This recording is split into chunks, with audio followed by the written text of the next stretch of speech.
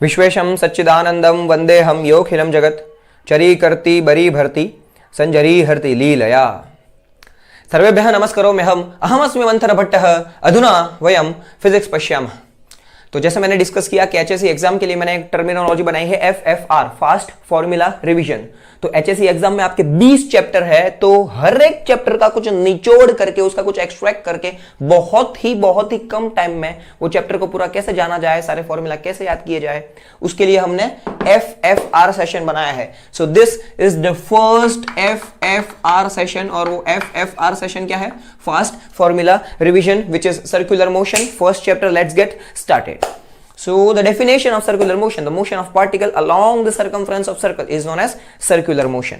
अभी ये मोशन दो प्रकार का हो सकता है, uniform circular motion, non uniform circular motion. Uniform circular motion हुआ तो स्पीड कांस्टेंट होगी, और नॉन यूनिफॉर्म सर्कुलर मोशन हुआ तो स्पीड वेरिएबल होगी। अभी स्पीड चाहे कांस्टेंट हो कि वेरिएबल हो, वेलोसिटी दोनों केस में वेरी करेगी, because velocity is a vector which depends on direction, and velocity का डायरेक्शन सर्कुलर मोशन में होता है टेंजेंशियल टू द सर्कल। कोई भी पॉइंट ले, उसको टेंजेंट ड्रॉ करें, उस डायरेक्शन में वेलोसिटी होगी, ठीक है। और वो वेलोसिटी अगर चेंज होगी तो non uniform circular motion, non UCM. और वो अगर वेलोसिटी कांस्टेंट है, मतलब उसका मैग्नीट्यूड कांस्टेंट है, स्पीड कांस्टेंट है, तो होगा यूसीएम। वेलोसिटी कभी भी कांस्टेंट नहीं होगी सर्कुलर मोशन में, स्पीड कांस्टेंट या तो वेरी करेगा। फाइन। सो कुछ टर्म है, radius vector, angular displacement, angular velocity, angular acceleration, और उसके डेफिनेशन, फिर उसका डायरेक्शन, फिर उसका एसआई यूनिट और डायमेंशन के बारे में बात करेंगे। Let's get started with the radius vector. A vector drawn from the center of a circle to the position of particle on the circumference of circle is known as radius vector. उसका direction क्या होता है? Along the radius, away from the centre. उसका ऐसा unit होता है metre, और उसका जो डायमेंशन होता है वो होता है L1, M0, T0। That's it. Now let's move to the second one, angular displacement. Angular displacement होता है angle described by radius vector when particle moves from one position to another position. तो ये point से ये point पे जाएगा, तो बीच में जो एंगल डिस्क्राइब हुआ है उसे कहेंगे angular displacement. So what is definition of angular displacement? Angle described by a radius vector at the center of a circle when particle moves from one position to another position. उसे क्या कहेंगे? angular displacement. उसका direction होता है right hand thumb rule, anti clockwise ऊपर और clockwise नीचे। मतलब कोई भी चीज अगर एंटी क्लॉकवाइज मूव हो रही है तो वो ऊपर जाएगी। अगर हेलीकॉप्टर है, उसकी ब्लेड ना एंटी क्लॉकवाइज मूव होती है, इसलिए वो ऊपर जाता है। और अगर कोई भी बॉडी, अगर पंखा है, सारी हवा नीचे आ रही है ना, हमें फील हो रहा है, तो पंखा ऐसे घूमता है, इसलिए हवा नीचे आ रही है। सो एंटी क्लॉकवाइज ऊपर, क्लॉकवाइज नीचे। The direction of angular displacement is given by right hand thumb rule. The direction of angular velocity is given by right hand thumb rule, and direction of angular acceleration is also given by right hand thumb rule.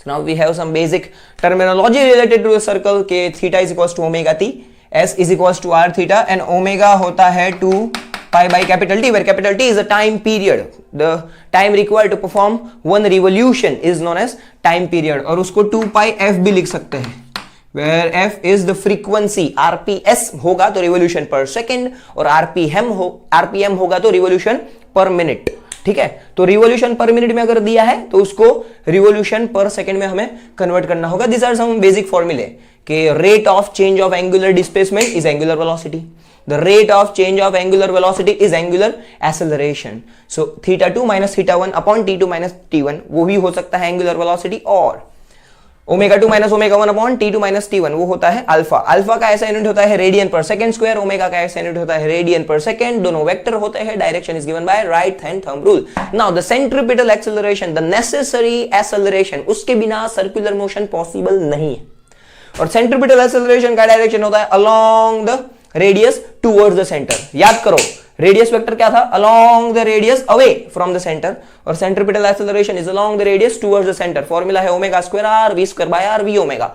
Force होता है mass into acceleration, so m into a, मतलब mass into centripetal acceleration, which will give us centripetal force, which is m omega square are, m v square by r, and m v omega. So this we got the magnitude of centripetal force, और centrifugal force का भी magnitude same होता है, लेकिन centrifugal force away from the center जाता है। और अगर टोटल एक्सेलरेशन चाहिए तो वेक्टर एडिशन करेंगे।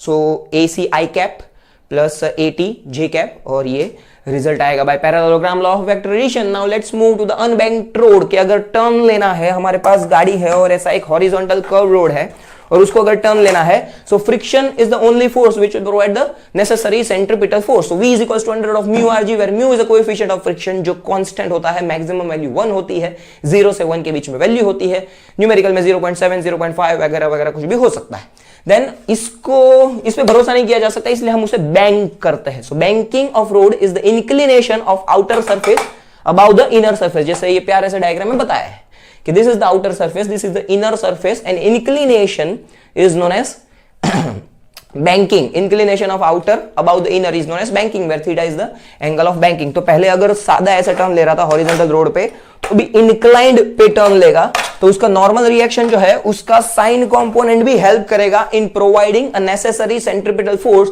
Along with the friction, and after derivation we get the formula V is equals to under of RG bracket mu plus tan theta divided by 1 minus mu tan theta. आप बोलेंगे sir यहां पर mu था, यहां पर तकलीफ थी, तो यहां पर भी म्यू है, यहां पर भी तकलीफ है, म्यू को 0 रखो। तो म्यू को 0 रखने के बाद ऑप्टिमम स्पीड मिलती है, V is equals to under of RG tan theta. Optimum speed is a speed at which friction is not at all required to provide necessary centripetal force, और उसको स्क्वायर करेंगे तो मिलेगा V square is equal to RG tan theta, divide करो तो tan theta मिलेगा V square by RG। जो conical pendulum में भी वो यूज होता है। So what is conical pendulum? Simple pendulum, आगे पीछे, लेकिन कोनिकल पेंडुलम पूरा कोन बनाएगा, बेस में रेडियस R है, स्ट्रिंग की लेंथ L है, वर्टिकल हाइट h है, और उसका टाइम पीरियड होता है 2 pi under of L cos theta by G, 2 pi root of R by G tan theta and 2 pi root of H by G। And ये सारा diagram है, आपने 2 साल पढ़ाई की है। I hope this is more than sufficient for the revision. So बहुत ही अच्छे से पेपर लिखिए, एकदम स्टेबल माइंड से पेपर लिखिए, it will be great for you, और आउटपुट क्या होगा इररिस्पेक्टिव ऑफ दैट। तो ऐसे ही मजा करते रहिए, नई नई बातें जानते रहिए, आप फिजिक्स पढ़ते रहिए, मैं फिजिक्स पढ़ाता रहूंगा, क्योंकि फिजिक्स हमारा, फिजिक्स तुम्हारा। नमस्कार। तदेजति तन्नयजति तद्दूरे तद्वंतिके तदंतरस्य सर्वस्य तदु सर्वस्यास्य बाह्यतः। अभी पूरा नहीं हुआ है, FFR का दूसरा सेशन स्टार्ट होगा, यानी ग्रेविटेशन। See you there.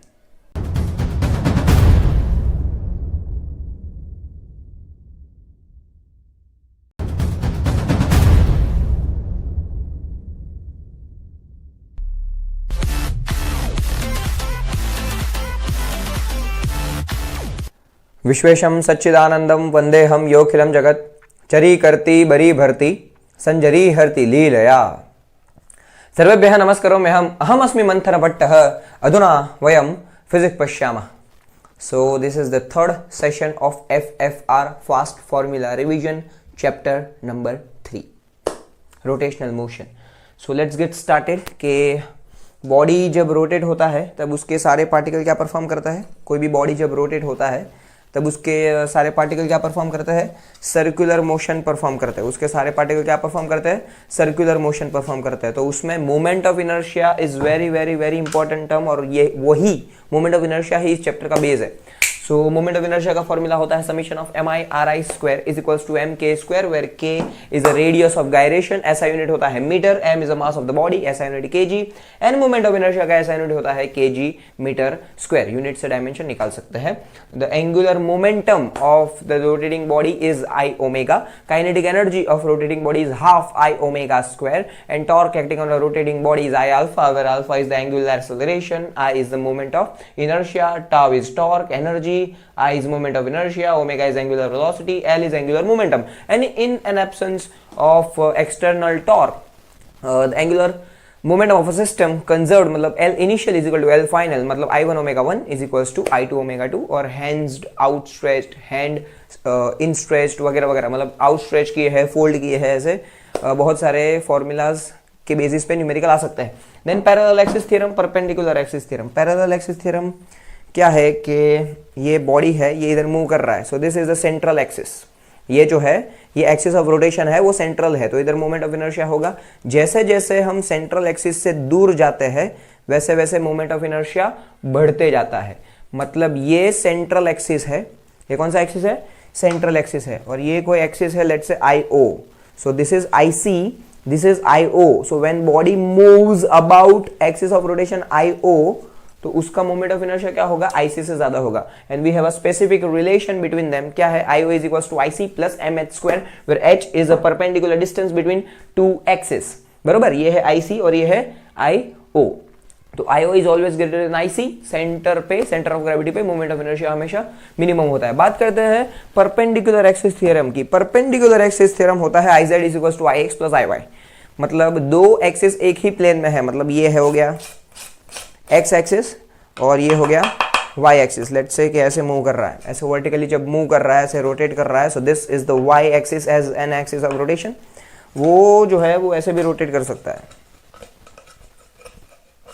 बरोबर ना, तो एक्सिस ऑफ रोटेशन x हो गया। So IX plus IY is equals to IZ, z axis आपकी तरफ है तो वो ऐसे भी रोटेट कर सकता है ना, z एक्सिस के अलॉन्ग ऐसे भी रोटेट कर सकता है, लाइक दिस, बराबर, वो बॉडी ऐसे भी रोटेट कर सकती है z एक्सिस के अलॉन्ग। सो ये जो z एक्सिस के अलॉन्ग मोमेंट ऑफ इनर्शिया होगा, that is nothing but the sum of IX, x axis की तरफ जो होगा वो plus IY, and IX and IY are perpendicular to each other, so IZ is equals to IX plus IY, and then rolling motion h height से s distance cover कर रहा है, then v is equal to under root of 2gh upon 1 plus k square by r square, then a is equals to g sin theta upon 1 plus k square by r square, and t is equal to under root of 2s 1 plus k square by r square whole divided by g sin theta, where k is radius of gyration. और k square by r square कैसे निकालते हैं उसका मैं trick बताता हूं। पहले ये मोमेंट ऑफ इनर्शिया का फॉर्मूला ध्यान देते हैं, रॉड के लिए 7 है, 7। फर्स्ट रॉड के सेंटर पे कितना, ml स्क्वायर बाय 12, और रॉड के एंड पे कितना, ml स्क्वायर बाय 3। अभी रिंग और डिस्क देखो, रिंग के सेंटर पे ऐसा करूंगा मतलब axis perpendicular to the plane, और ऐसा करूंगा मतलब axis parallel to the plane या तो in the plane. So when I do this, कि रिंग के लिए, किसके लिए, रिंग के लिए, तो ये कितना mr स्क्वायर, बाजू में 2mr स्क्वायर, ये कितना mr स्क्वायर बाय 2, और बाजू में 3mr स्क्वायर बाय 2। अब डिस्क के लिए mr square by 2, 3mr square by 2, mr square by 4, 5mr square by 4। तो जब मैं ऐसा करता हूं इसका मतलब पासिंग थ्रू सेंटर और परपेंडिकुलर, और जब बाजू में जाता हूं मतलब passing through tangent and perpendicular. जब ऐसा करता हूं passing through centre in the plane, और जब ऐसा करता हूं पासिंग थ्रू मतलब इन द प्लेन है लेकिन वो टेंजेंट हो गया, बरोबर। तो ring centre mr square, 2mr square, mr square by 2, 3mr square by 2, देख सकते हैं आप बोर्ड पे। Disc mr square by 2, 3mr square by 2, mr square by 4, 5mr square by 4। और जो है समझो रिंग है, ring ring ring ring ring ring ring के ऊपर रिंग रखी तो एक हॉलो सिलेंडर बन जाएगा। तो जो फॉर्मूला रिंग के लिए फॉलो हो रहा है perpendicular axis in perpendicular plane में, वही axis perpendicular to the plane में वही फॉर्मूला यहां पर अप्लाई होंगे, और एक्सिस परपेंडिकुलर प्लेन में जो डिस्क के लिए अप्लाई हो रहे हैं वही फॉर्मूला सॉलिड सिलेंडर के अप्लाई होंगे, क्योंकि प्लेट के ऊपर प्लेट के ऊपर प्लेट के ऊपर प्लेट के ऊपर प्लेट लगाएंगे तो will get solid cylinder, right. So जो डिस्क के लिए अप्लाई किए हैं वही फॉर्मूले सॉलिड सिलेंडर के लिए, जो रिंग के लिए अप्लाई किए हैं वही फॉर्मूले हॉलो सिलेंडर के लिए। नाउ सॉलिड स्फीयर, अगर सॉलिड स्फीयर जो है वो अगर रोटेट कर रहा है, अगर सेंट्रल एक्सिस पे रेडियस r है तो होगा 2/5mr स्क्वायर, और होलो स्फीयर अगर है तो वो होगा 2/3mr स्क्वायर। और यहाँ पे कैसे निकालेंगे, IO is equal to IC plus mh square, और वो h है रेडियस, तो 2/5 plus 1 7/5, 2/3 plus 1 5/3, mr square 1 plus 1 2 mr square, mr square by 2 half plus 1 3/2 3/2 mr square, mr square by 2 half ना, plus 1 3/2 mr square, mr square by 4 plus 1 5/4 5/4 mr square. मतलब ये plus 1 plus 1 plus 1 का मतलब ही है mh square, और हर एक case में h जो है वो r है, और h r है मतलब mr स्क्वायर ऐड होता है, तो mr स्क्वायर में mr स्क्वायर ऐड करो 2mr square, mr square by 2 में mr स्क्वायर ऐड करो 3/2 mr square, mr square by 2 में mr स्क्वायर ऐड करो 3/2 mr square, mr square by 4 में mr स्क्वायर ऐड करो 5/4 mr स्क्वायर, और k square by r square जो होता है वो mr स्क्वायर का कोएफिशिएंट होता है, यानी कि यहाँ पर k square by r square 1, यहाँ पर k square by r square 2, यहाँ पर k square by r square half, यहाँ पर k square by r square 3/2, यहाँ पर k square by r square 3/2, यहाँ पर k square by r square half, यहाँ पर k square by r square 1/4, यहाँ पर k square by r square 5/4, यहाँ पर k square by r square 2/5, यहाँ पर k square by r square 7/5, यहाँ पर k square by r square 2/3, and यहाँ पर k² phi by c. So this is more than sufficient for HSC board entrance के लिए. हम और ज़्यादा करेंगे, तो ऐसे ही मज़ा करते रहिए, नई नई बातें जानते रहिए. आप फिजिक्स पढ़ते रहिए, मैं फिजिक्स पढ़ाता रहूँगा, क्योंकि फिजिक्स हमारा, फिजिक्स तुम्हारा. नमस्कार. तदेजति तन्नयजति तद्दूरे तद्वन्तिके तदंतरस्य सर्वस्य तदु सर्वस्यास्य बाह्यतः. So this is not end. We'll see you in the 4th session of FFR, Fast Formula Revision, FFR of 4th chapter, Oscillation. See you there.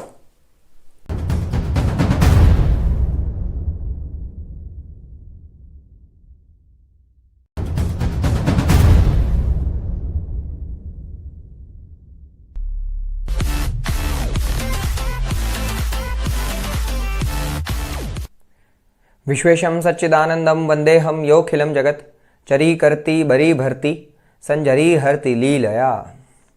सर्वेभ्यः नमस्कारो. मैं अहमस्मि मंथन भट्टः. अधुना वयं फिजिक्स पश्यामः. So right now we are in the 6th session of FFR, fast formula revision of surface tension. ये भी बहुत सिंपल चैप्टर है, इलास्टिसिटी जैसा. सो सरफेस टेंशन एक्चुअली होता क्या है? तो मॉलिक्यूलर थियरी जो है, surface tension on the basis of molecular theory. उसके पहले मैं एक बात बता दूं कि एक होता है अडेसिव फोर्स, एक होता है कोहेसिव फोर्स. और अलग अलग स्टार्ट होता है अ से, और अडेसिव स्टार्ट होता है अ से. सो अडेसिव अलग अलग, क्या बोलेंगे? अडेसिव अलग अलग. So adhesive force is force of attraction between two molecules of अलग अलग बॉडीज. अलग अलग मतलब समझो ये पानी की बोतल है. ये पानी की बोतल में जो पानी और प्लास्टिक के बीच में फोर्स ऑफ अट्रैक्शन होगा, दैट इज अडेसिव फोर्स. लेकिन प्लास्टिक मॉलिक्यूल और प्लास्टिक मॉलिक्यूल के बीच में, या तो पानी के एक मॉलिक्यूल और दूसरे पानी के एक मॉलिक्यूल के बीच में जो फोर्स ऑफ अट्रैक्शन होगा, that is cohesive force. So adhesive अलग अलग. So force of attraction between two molecules of different bodies is known as force of attraction between two molecules of the same body. So the force of attraction between two molecules of a different bodies is known as adhesive force, and the force of attraction between two molecules of the same body is known as cohesive force. तो अभी ये arise क्यों होता है surface tension, वो देखते हैं. Net downward resultant unbalanced force, ये रीजन है. This is the main cause of surface tension. कि let's say this is beaker जिसमें पानी है. This is the free surface of liquid, और वहां से range of molecular attraction. Range of molecular attraction क्या होता है? एक मॉलिक्यूल है, उसके अंदर कोई भी मॉलिक्यूल होंगे तो उसको अट्रैक्ट करेगा, उसके बाहर कोई भी मॉलिक्यूल होंगे तो उसको अफेक्ट नहीं करेगा. और ये क्या होता है? Range of molecular attraction. So range of molecular attraction जितना, सरफेस फिल्म से नीचे हमने एक लेयर बना दिया, जिसे हम कहते हैं सरफेस फिल्म. तो ये जो ए मॉलिक्यूल है, 3 मॉलिक्यूल कंसिडर कर रहे हैं, ए बी सी. ए सबसे अंदर है, बी उसके ऊपर, और सी टॉप मोस्ट लेयर पे रखा है. सो ए बैलेंस्ड है, बी बैलेंस्ड है, ऊपर बहुत कम एयर मॉलिक्यूल है, लेकिन सी में आधा एयर और आधा वाटर. तो वाटर का ये जो फोर्स है वो ज्यादा है, cohesive force as compared to adhesive force between the water and air. इसलिए net downward result in unbalance force के कारण पूरे जो लाखों करोड़ों मॉलिक्यूल है वो टेंशन में होंगे. They will act like, hence the surface film will act like a stretch elastic membrane, जिसे हम कहते हैं सरफेस टेंशन, जिसका फॉर्मूला है T is equals to F by L. Actually F by LOC. LOC को कहते हैं लेंथ ऑफ कॉन्टैक्ट. अलग अलग बॉडी के लिए लेंथ ऑफ कॉन्टैक्ट अलग अलग होगा. न्यूमेरिकल में आपको बहुत अच्छे से ध्यान रखना है. तो फर्स्ट अगर नीडल होगा, आपको देखना है कि वो दोनों बाजू से वेट कर रहा है कि एक बाजू से वेट कर रहा है. बरोबर है?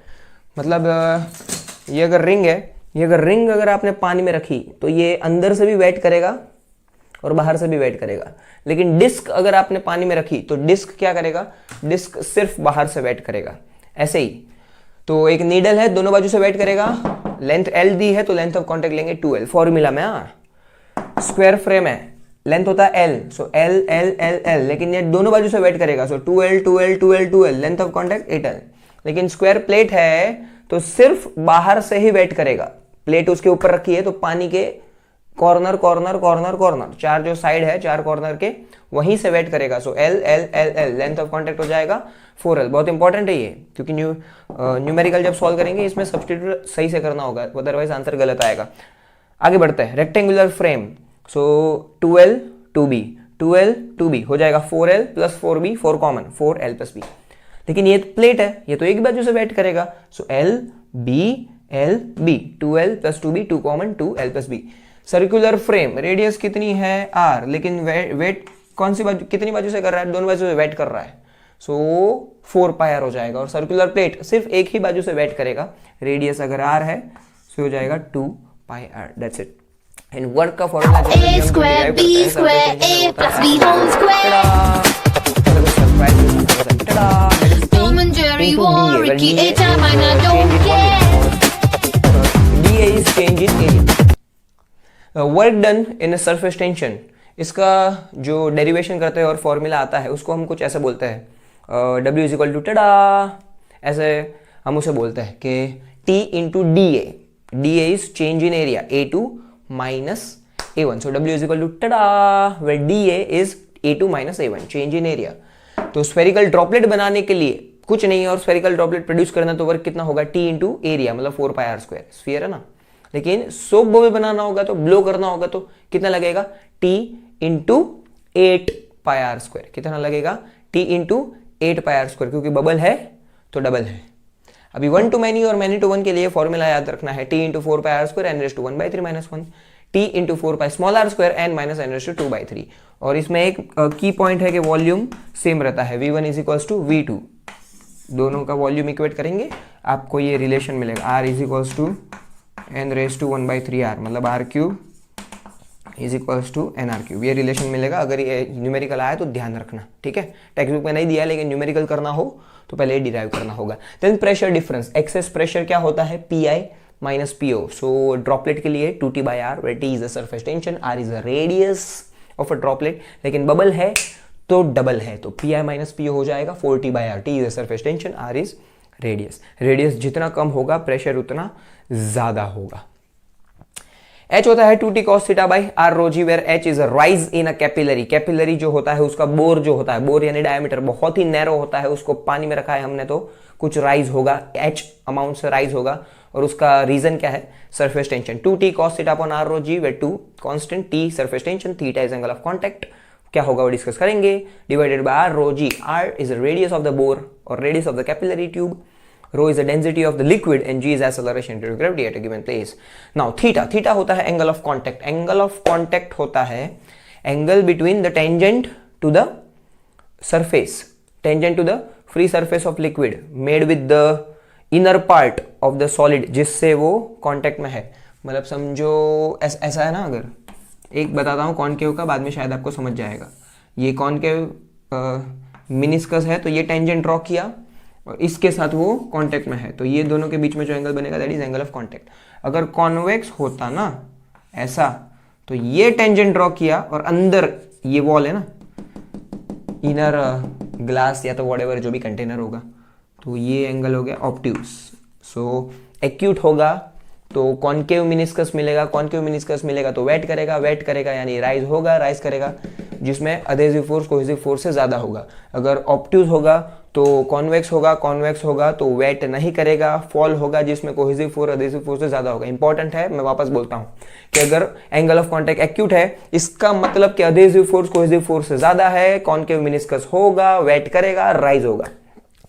और अगर एंगल ऑफ कांटेक्ट ऑब्ट्यूज है, मतलब कोहेसिव फोर्स अधेसिव फोर्स से बहुत ज्यादा है, कॉन्वेक्स मिनिस्कस मिलेगा, वेट नहीं करेगा और फॉल होगा, क्योंकि थीटा ऑब्ट्यूस यानी cos of second quadrant negative आएगा, इसलिए H नीचे जाएगा। In temperature dependency T is equal to T naught 1 minus alpha delta theta, where alpha is a coefficient of surface tension and delta theta is change in temperature. Temperature बढ़ता है तो surface tension घटता है। और impurity, अगर soluble impurity add करेंगे तो surface tension बढ़ेगा, अगर इनसॉल्यूबल इंप्योरिटी ऐड करेंगे तो सरफेस टेंशन घटेगा।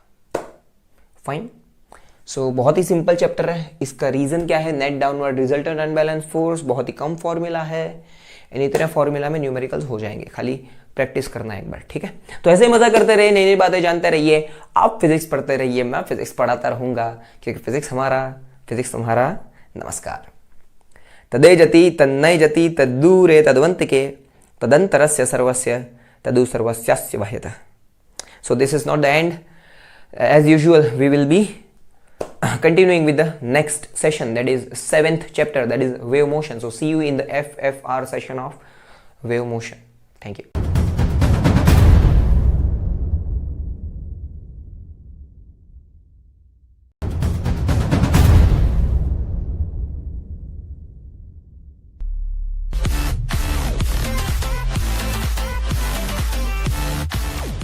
विश्वेशं सच्चिदानंदं वंदेहम योखिलं जगत चरीकर्ति बरी भर्ति संजरी हर्ति लीलया।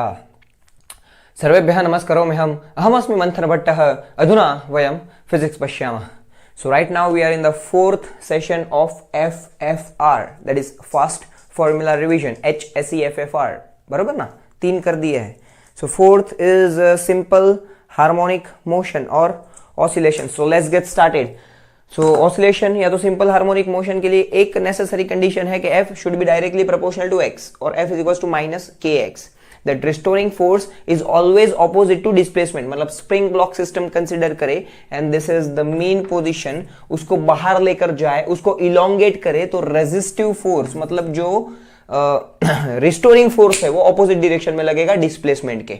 अगर उसको कंप्रेस करे, अंदर की तरफ लेकर जाए तो रेजिस्टिव फोर्स यानी जो रिस्टोरिंग फोर्स है वो बाहर की तरफ लगेगा। अंदर के बाहर वो जाने दो, डिस्प्लेसमेंट के ऑपोजिट। अगर डिस्प्लेसमेंट बाहर तो रिस्टोरिंग फोर्स अंदर, अगर डिस्प्लेसमेंट अंदर तो रिस्टोरिंग फोर्स बाहर। मतलब रिस्टोरिंग फोर्स जो होता है वो डिस्प्लेसमेंट के ऑपोजिट होता है। मतलब ऐसा लिखना चाहिए कि F is directly proportional to minus X. नहीं लिखेंगे तो भी चलेगा, बट दैट इज कंडीशन कि F is directly proportional to minus X, क्योंकि नीचे तो माइनस आता ही है। So F is equal to minus K X, K is a spring constant, K is equal to F by X, मतलब newton per metre, and K क्या है, spring constant है और उसको प्रोपोगेशन कांस्टेंट भी कहते हैं वेव मोशन चैप्टर में, बरोबर। इसका इधर ऐसा यूनिट क्या है, newton per metre. The differential equation of simple harmonic motion spring block system से डिराइव किया था, वो है d2x by dt square plus omega square x is equals to 0। Order कितना, फर्स्ट, डिग्री कितना, सेकंड, सॉरी ऑर्डर क्या है, second, degree कितना, 1, सॉरी आई रिपीट, क्योंकि ऑर्डर होता है जितनी बार डेरिवेटिव लिया, first order, second order, third order. Second order, first degree, order कितना है, सेकंड, एंड डिग्री कितना है, फर्स्ट। आई रिपीट, ऑर्डर कितना है, सेकंड, एंड डिग्री कितना है, 1। And what is omega, omega is under root of k by m, where m is a mass of a block and k is a spring constant or force constant, Newton per meter. Now let's talk about some formulae. This is engineering analysis, easy है, computer science में I D grade, ऐसे याद रखते हैं हम chapter. तो this is equation जो हमने कर दिया, acceleration, velocity, displacement, this is energy, this is graph, composition of SHM, simple pendulum, damped oscillation हम डिस्कस नहीं कर रहे बिकॉज वो फॉर्मूला रटना है, खाली फॉर्मूला याद रखना है। दूसरी बातें डिस्कस करते हैं, acceleration, acceleration is minus omega square X, velocity plus minus omega under root of v plus v whole square, v is equals to plus minus omega, v is equals to plus minus omega under of a square minus x square, then x is equals to a sin omega t plus alpha, where alpha is epoch और initial phase। वो mean पे कितना होता है भाई, mean पे 0 होता है। राइट एक्सट्रीम पे plus pi by 2, left extreme पे minus pi by 2। Kinetic energy half k a square minus x square और potential energy half k x square. अभी वैल्यू सब्स्टिट्यूट करते हैं तो ये भाई एक पाथ लेंथ है, ये लेफ्ट एक्सट्रीम है, ये राइट एक्सट्रीम है, ये मीन है, तो पूरा पाथ लेंथ हो गया 2a। The maximum displacement of a particle measured from a mean position is known as the amplitude, और एम्पलीट्यूड का डबल यानी पाथ लेंथ। उसके अंदर ऐसे ऐसे ऐसे मूव करते रहेगा। तो यहां से अगर स्टार्ट हुआ 1 2 3 4, हो गया ना एक ऑसिलेशन, जहां थे वहां आ गए, लेकिन डिस्टेंस कितना 4a और डिस्प्लेसमेंट कितना 0। तो x का वैल्यू लिखा है और सब वैल्यू लिखा है, ये आप पॉज करना, टेबल देखना, समझ जाएगा। कैसे समझेगा, वैल्यूज है ना, ये फॉर्मूलाज है ना, उसमें x का वैल्यू डालते रहेंगे तो हमको करस्पॉन्डिंग वैल्यू मिलता रहेगा। तो टेबल नहीं डिस्कस कर रहा हूं, बस पॉज बटन दबाना, पूरा टेबल देखना। और टेबल बना कैसे, रटना नहीं है, ये 5 फॉर्मूला याद रखो, टेबल अपने आप बनेगा। ये जो ग्राफ है ये पैराबोलिक कर्व है, बरोबर ना, y square is equal to 4ax, ऐसा एक नॉर्मल पैराबोला होता है ओरिजिन से पास होने वाला। तो ये भी स्क्वायर के प्रोपोर्शनल है, ये भी स्क्वायर के प्रोपोर्शनल है, लेकिन ये जो है काइनेटिक और पोटेंशियल वो पैराबोलिक है, लेकिन टोटल है वो straight line, because total energy at any point is constant. Total energy हर एक पॉइंट पे क्या होता है, कांस्टेंट होता है।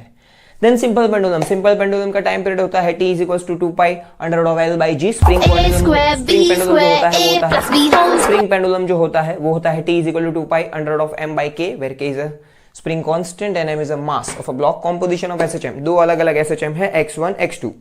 x1 is a1 sin omega t plus alpha 1, x2 is a2 sin omega t plus alpha 2। दोनों को ज्वाइन करेंगे तो x मिलेगा r sin omega t plus delta, where r is equal to under root of a1 square plus a2 square plus 2a1 a2 cos of delta, and delta is equal to tan inverse of a1 sin alpha 1 plus a2 sin alpha 2 whole divided by a1 cos alpha 1 plus a2 cos alpha 2।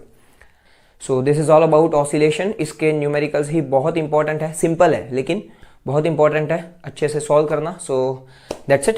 ऐसे ही मजा करते रहिए, नई नई बातें जानते रहिए, आप फिजिक्स पढ़ते रहिए, मैं फिजिक्स पढ़ाता रहूंगा क्योंकि फिजिक्स हमारा, फिजिक्स तुम्हारा।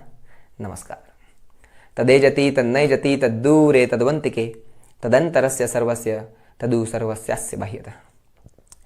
So this is it, but this is not the end. See you in the 5th session, elasticity. Bit simpler, but still I expect you to be there. Thank you.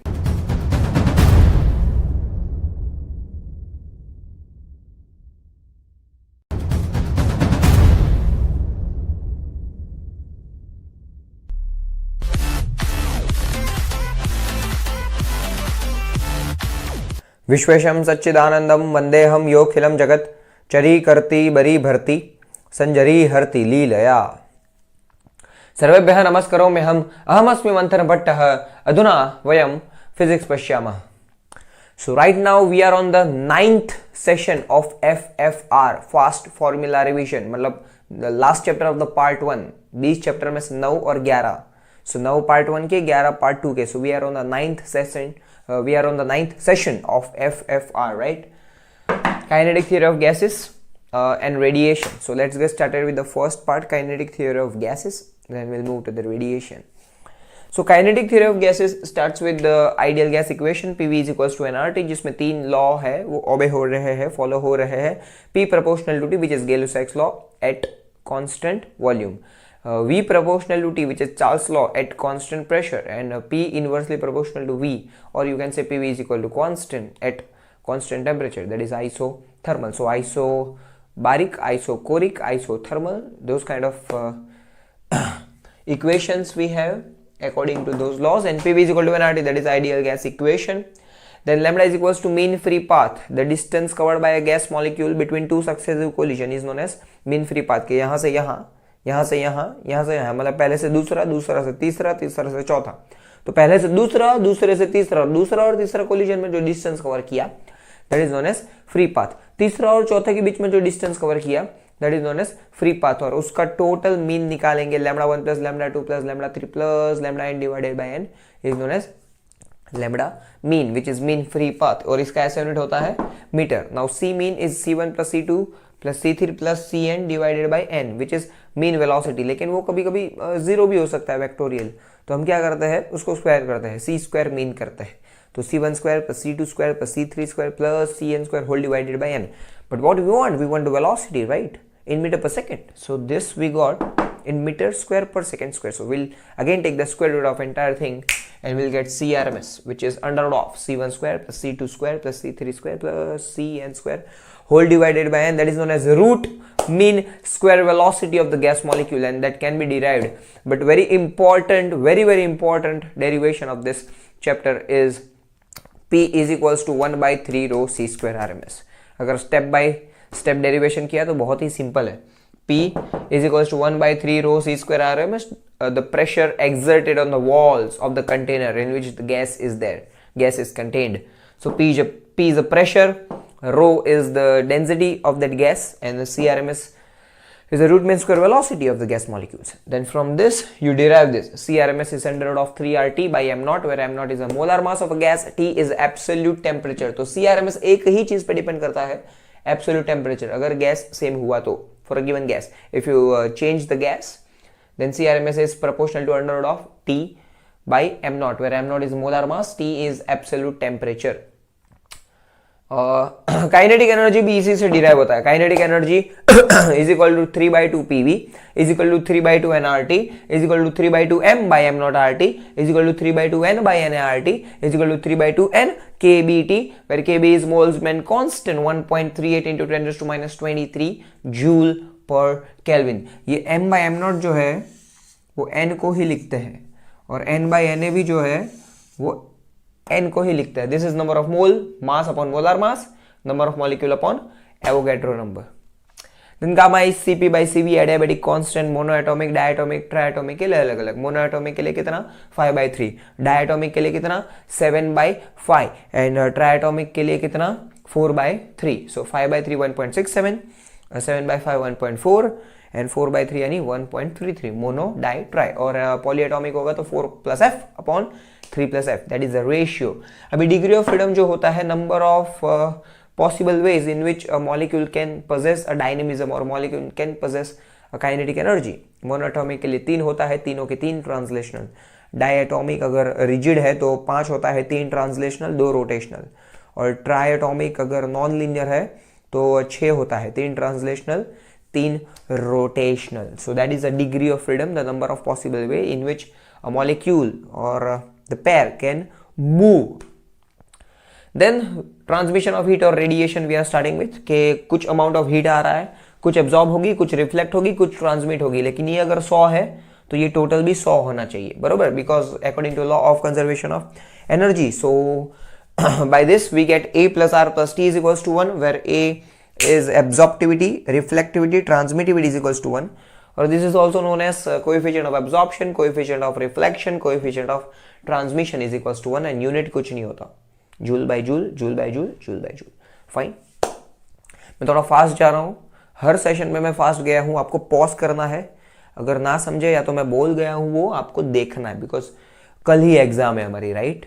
सो आप pause करो, formula को देखो, 10-15 second pause करके रखो, देखो, then continue करो, resume करो। मैं तो फास्ट ही जाऊंगा because I know everything, but I want you to know everything, right. So वो मुझे बताना पड़ेगा जल्दी। Now let's move ahead. Emissive power, emissive power होता है Q/AT। Now joule per metre square second, और ऐसा यूनिट होता है watt per metre square. Amount of heat emitted per unit area per unit time.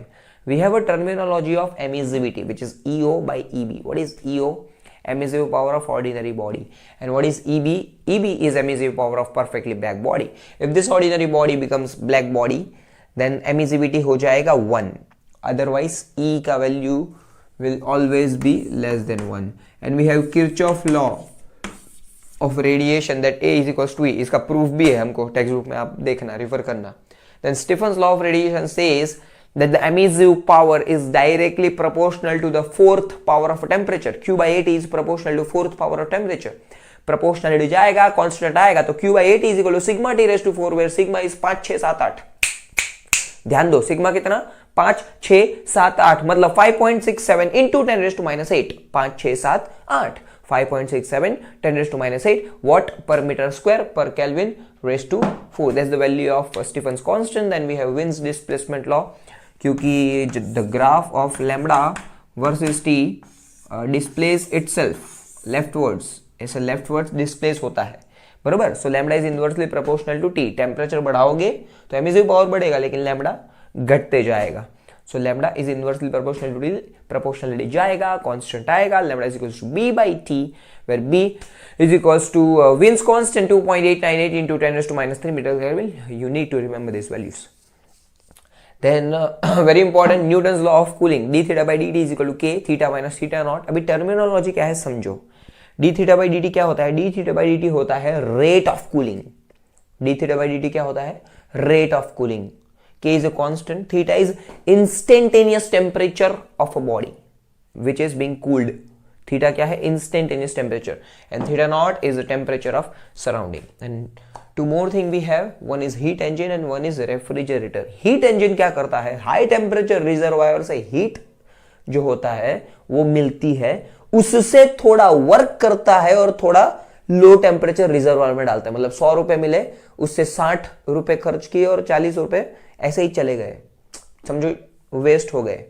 तो 100 जूल में से 60 joule का समझो वर्क हुआ, और 40 जूल हमें वेस्ट करना ही पड़ेगा, हमें थ्रो करना ही पड़ेगा, एग्जॉस्ट करना ही पड़ेगा, because this is law of thermodynamics that heat can not be converted into work. 100% work में कन्वर्ट नहीं कर सकते। This is law of thermodynamics. So law of thermodynamics यानी सेकंड लॉ ऑफ थर्मोडायनेमिक्स के जो अलग अलग स्टेटमेंट्स हैं उसमें Kelvin Planck statement, Clausius statement and all.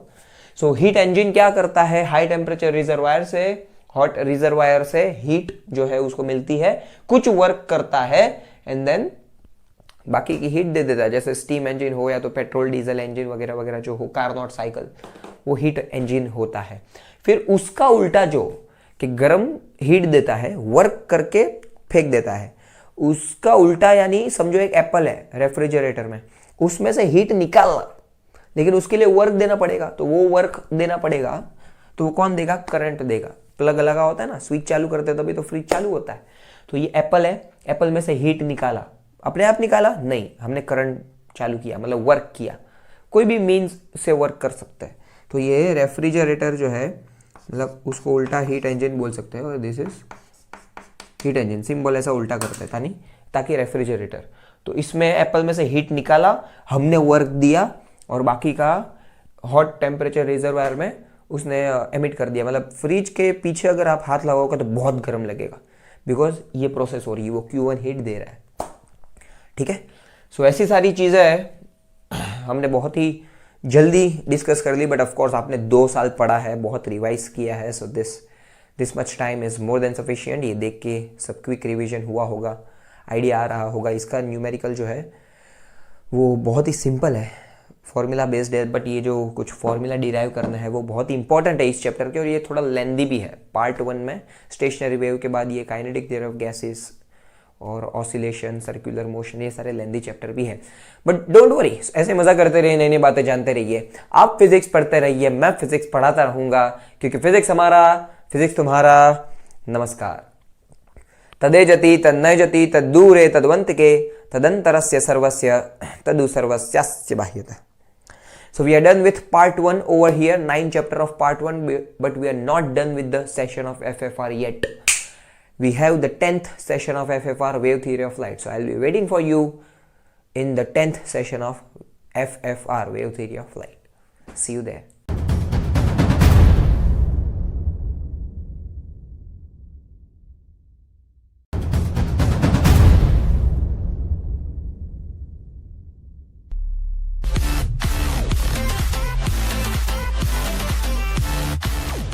विश्वेशं सच्चिदानंदं वंदेहम योऽखिलं जगत् चरीकर्ति बरी भर्ति संजरी हर्ति लीलया।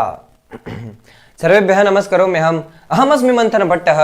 अधुना वयं फिजिक्स पश्यामः। So we are in a 7th session of FFR, fast formula revision, wave motion for HSC board, right? And this is very simple chapter, very small chapter. Fine, so let's get started.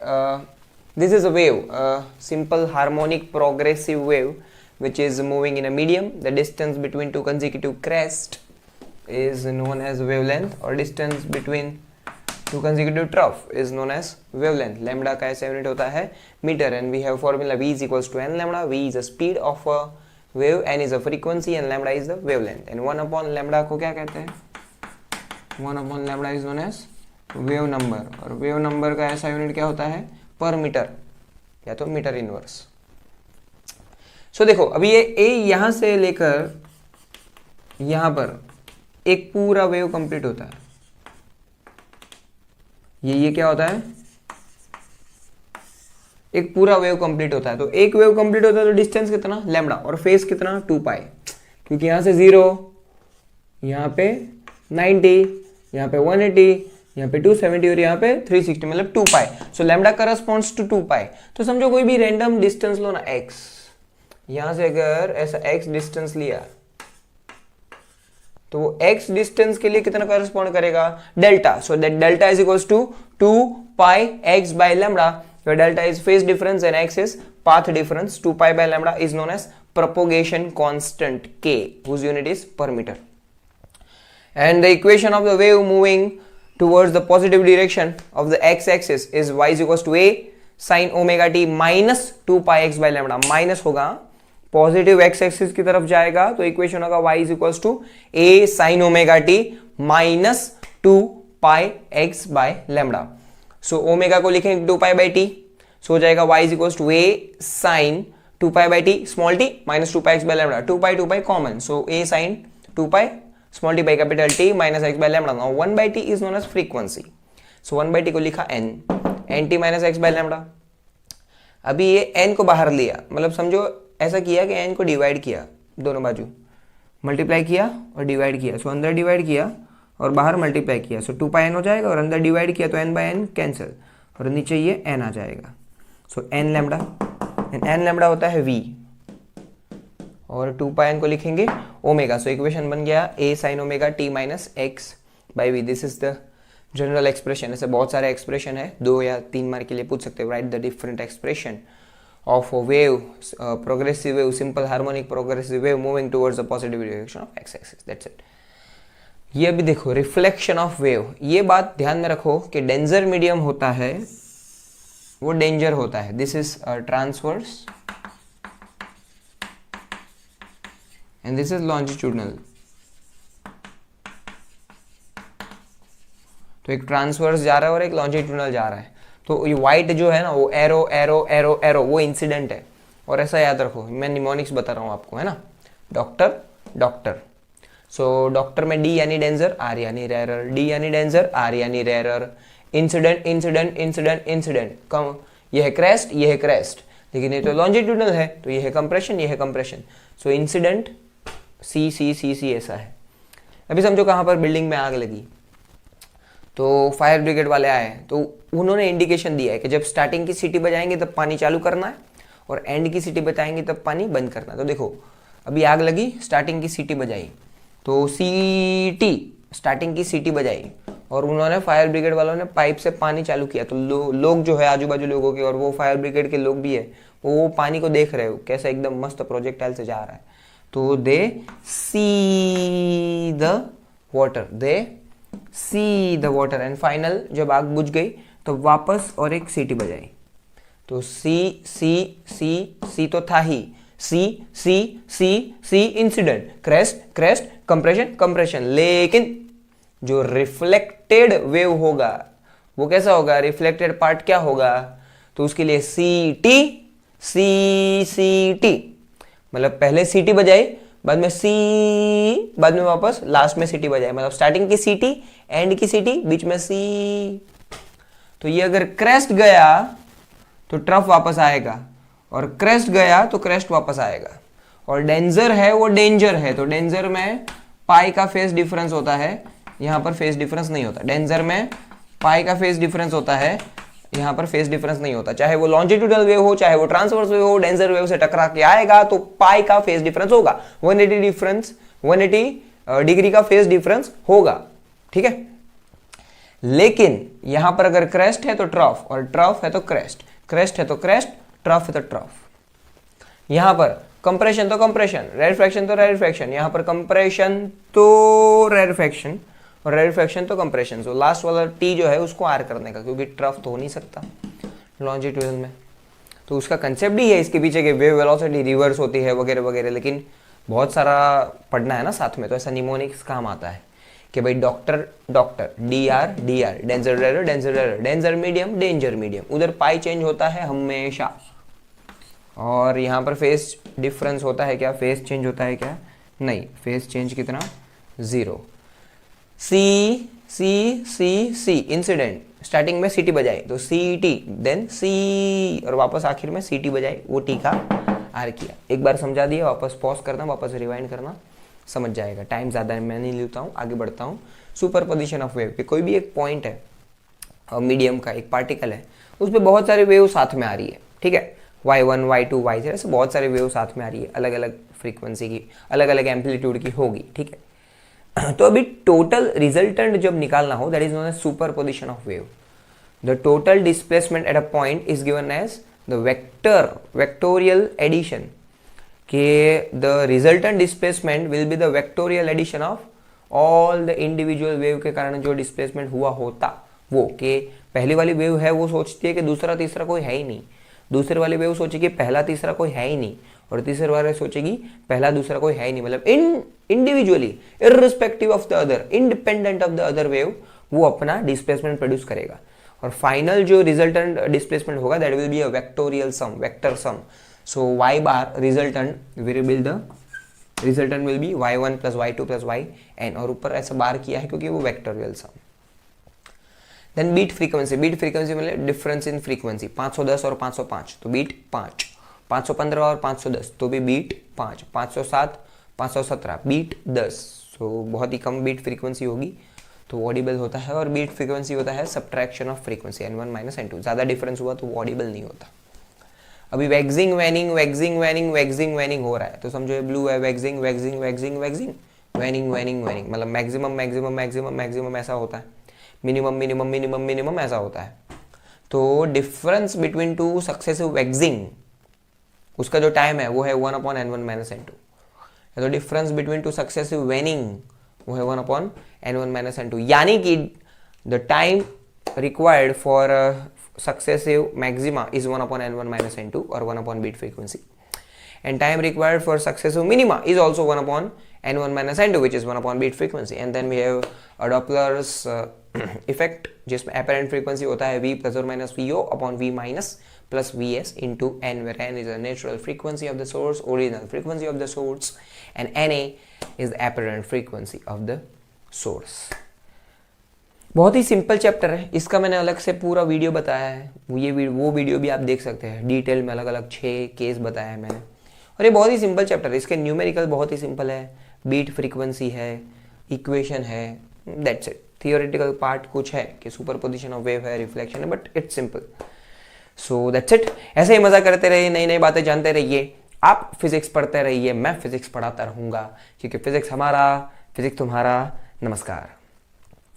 तदे जति तन्नय जति तद्दूरे तद्वंतिके तदंतरस्य सर्वस्य तदु सर्वस्यास्य बाह्यतः। So this is not end at all. After this we have the 8th session of FFR. 8वां session होगा, that will be a stationary wave. So I'll be waiting for you. I hope आपको समझ में आ रहा है जितने भी FFR हो रहे हैं. So I'll be waiting for you in the stationary wave वाला FFR. So we'll continue there. Thank you.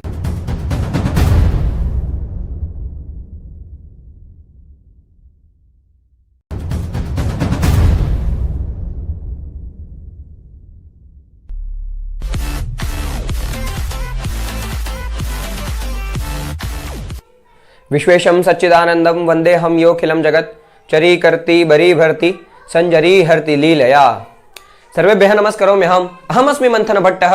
अधुना वयम फिजिक्स पश्यामः। So right now we are in the 8th session of FFR, that is fast formula revision for HSC exam, stationary wave chapter है। ये 3 बहुत ही major topic है, heart है chapter के, मतलब क्योंकि चैप्टर में यही है, बाकी तो सब थियोरेटिकल छोटे छोटे पार्ट है। So it starts with this के व्हेन 2 वेव्स पास होते हैं, 2 वेव्स क्या होते हैं, पास होते हैं। सो 2 वेव पास होते हैं, एक इधर और दोनों ऑपोजिट डायरेक्शन में जाता है। पास मतलब same period, same amplitude, same speed, और पीरियड और स्पीड सेम है मतलब फ्रीक्वेंसी भी सेम होगी। सो 2 waves having same period, same amplitude, same speed, same frequency passes each other in opposite direction and they superimpose to form a stationary wave. So first वाली wave है y is equals to a sin omega t minus 2 pi x by lambda, second वाली wave है y is equals to a sin omega t plus 2 pi x by lambda, दोनों superimpose होके stationary wave बनता है y is equals to 2a cos 2 pi x by lambda sin omega t, और उसके लिख सकते हैं r sin omega t, where r is amplitude of stationary wave, 2a जो होता है वो एम्पलीट्यूड ऑफ एंटी नोड होता है, और नोड का एम्पलीट्यूड 0 होता है। So node minimum displacement 0 amplitude, antinode maximum displacement 2a amplitude, progressive wave का एम्पलीट्यूड a, एंटी नोड का एम्पलीट्यूड 2a, स्टेशनरी वेव का एम्पलीट्यूड ये रहा। That's it. So the fundamental frequency of stretch string or wire under tension is n is equal to 1/12 under root of t by m, where t is a tension in the string, जो load होगा वो। small m is mass per unit length, ये ध्यान रखो, small m is mass per unit length, linear mass density of the wire, and L is a total length of the wire. So एक loop, 2 loop, 3 loop, this is first harmonic, this is second harmonic, this is third harmonic, fourth harmonic 4 loop, fifth harmonic 5 loop, 10th harmonic 10 loop, 15th harmonic 15 loop, nth harmonic n loop। तो nth harmonic अगर होगा तो n loop बनेंगे, बराबर।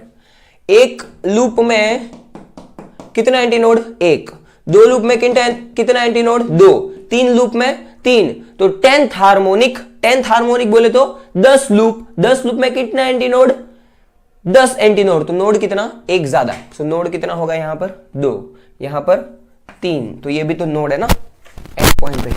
सो इधर 2 antinode 3 node, इधर 3 antinode 4 node, मतलब n is equals to a plus 1, number of node is equal to antinode plus 1। और ओवरटोन निकालना होगा ना, तो हार्मोनिक में से एक माइनस करेगा।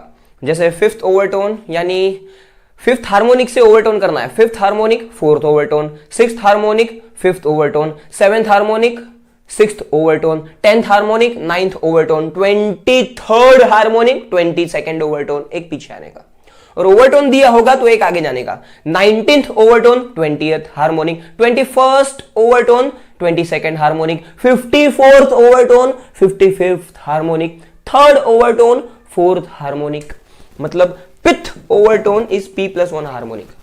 फिफ्थ ओवरटोन दिया है तो सिक्स्थ हार्मोनिक, सेवेंथ ओवरटोन दिया है 8th हार्मोनिक, 10th ओवरटोन दिया है 11th हार्मोनिक, अगर हार्मोनिक से ओवरटोन में आना है तो -1 करने का, दैट्स इट। आई होप आपको समझा होगा, नहीं समझा तो रिवाइंड करो, पॉज करो, वापस देखो, because we have to cover this also. So second पे जाते हैं, क्लोज पाइप। क्लोज पाइप का फंडामेंटल फ्रीक्वेंसी होता है N is equal to V/4L, and third जो है ओपन पाइप, उसका फंडामेंटल फ्रीक्वेंसी होता है NO is equal to V/2L। For a same length open pipe का fundamental frequency is twice as that of closed pipe. अभी closed pipe में ना number of node और number of antinode equal होते हैं, N is equals to A, ये ध्यान रखो। ये क्या है, एक नोड एक एंटी नोड, दो नोड दो एंटी नोड, तीन नोड तीन एंटी नोड। यहां पर नोड एक ज्यादा था, किससे, एंटी नोड से। यहां पर नोड और एंटी नोड दोनों इक्वल है, और यहां पर only odd harmonics are present, यहां पर ऑल हार्मोनिक्स आर प्रेजेंट, यहां पर भी ऑल हार्मोनिक्स आर प्रेजेंट, यहां पर only odd harmonics are present. मतलब जो मल्टीपल होता है ना n का, वो सिर्फ ऑड होगा, n 3n 5n 7n 9n 11n 13n। यहां पर सब होगा n 2n 3n 4n 5n 6n, यहां पे सब होगा n 2n 3n 4n 5n 6n। यहां पर सिर्फ ऑड हार्मोनिक होगा n 3n 5n 7n 9n वगैरह वगैरह। तो अगर उन्होंने बोला कि सेकेंड मोड थर्ड हार्मोनिक है, थर्ड हार्मोनिक यानी क्या करने का ना, उसको -1 करके आधा करने का। क्या करने का, -1 करके आधा। सो थर्ड हार्मोनिक -1 2, आधा 1, so this is first overtone. Fifth harmonic -1 करो 4, आधा करो 2, मतलब सेकेंड ओवरटोन, बरोबर ना। ये थर्ड हार्मोनिक है, -1 किया तो 2 होगा, और डिवाइड बाय 2 किया तो 1 होगा, that is first overtone.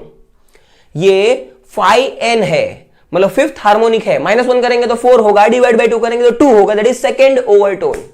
So 11th harmonic -1 करके आधा, फिफ्थ ओवरटोन। 23rd हार्मोनिक -1 करके आधा, 11th ओवरटोन। 55th हार्मोनिक -1 करके आधा, 27th ओवरटोन।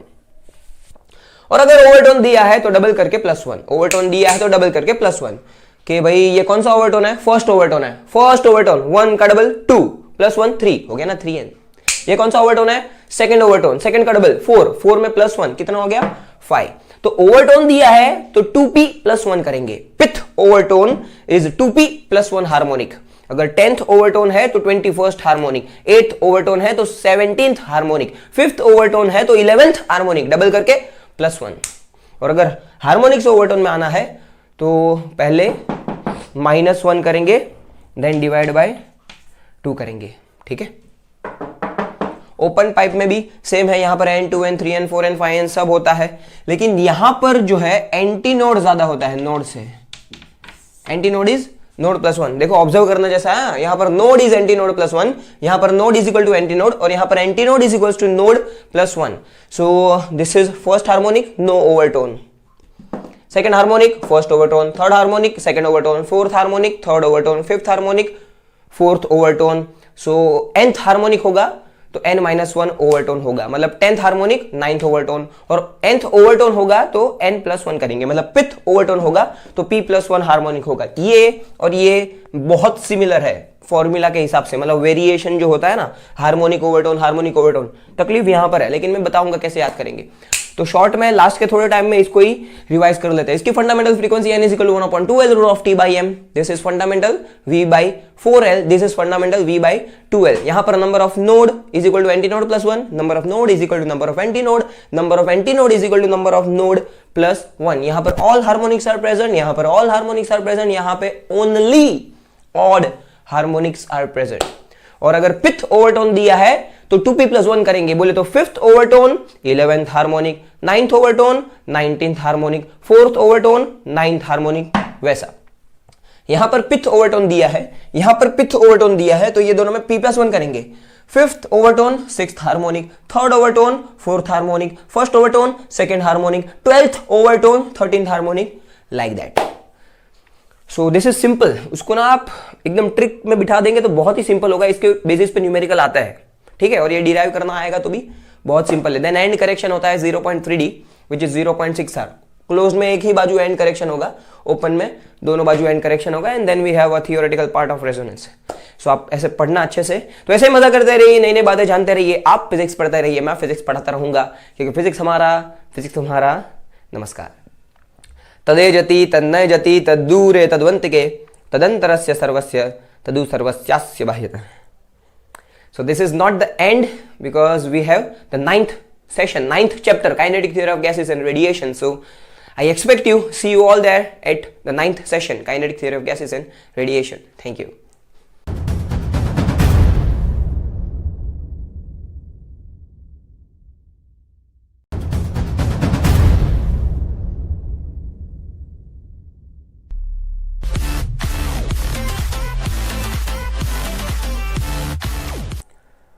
विश्वेशं सच्चिदानंदं वंदेहम योऽखिलं जगत् चरीकर्ति बरी भर्ति संजरी हर्ति लीलया। सर्वेभ्यः नमस्कारोम्यहम् अहमस्मि मंथन भट्टः। अधुना वयं फिजिक्स पश्यामः। So we are in the 10th session of FFR, the first chapter of the second part, wave theory of light। बहुत ही छोटा चैप्टर है, बहुत ही सिंपल चैप्टर है। Let's get started। कि when light travels from one medium to another medium, जाना चाहिए था ऐसा, लेकिन जाएगा ऐसा बेंड होके।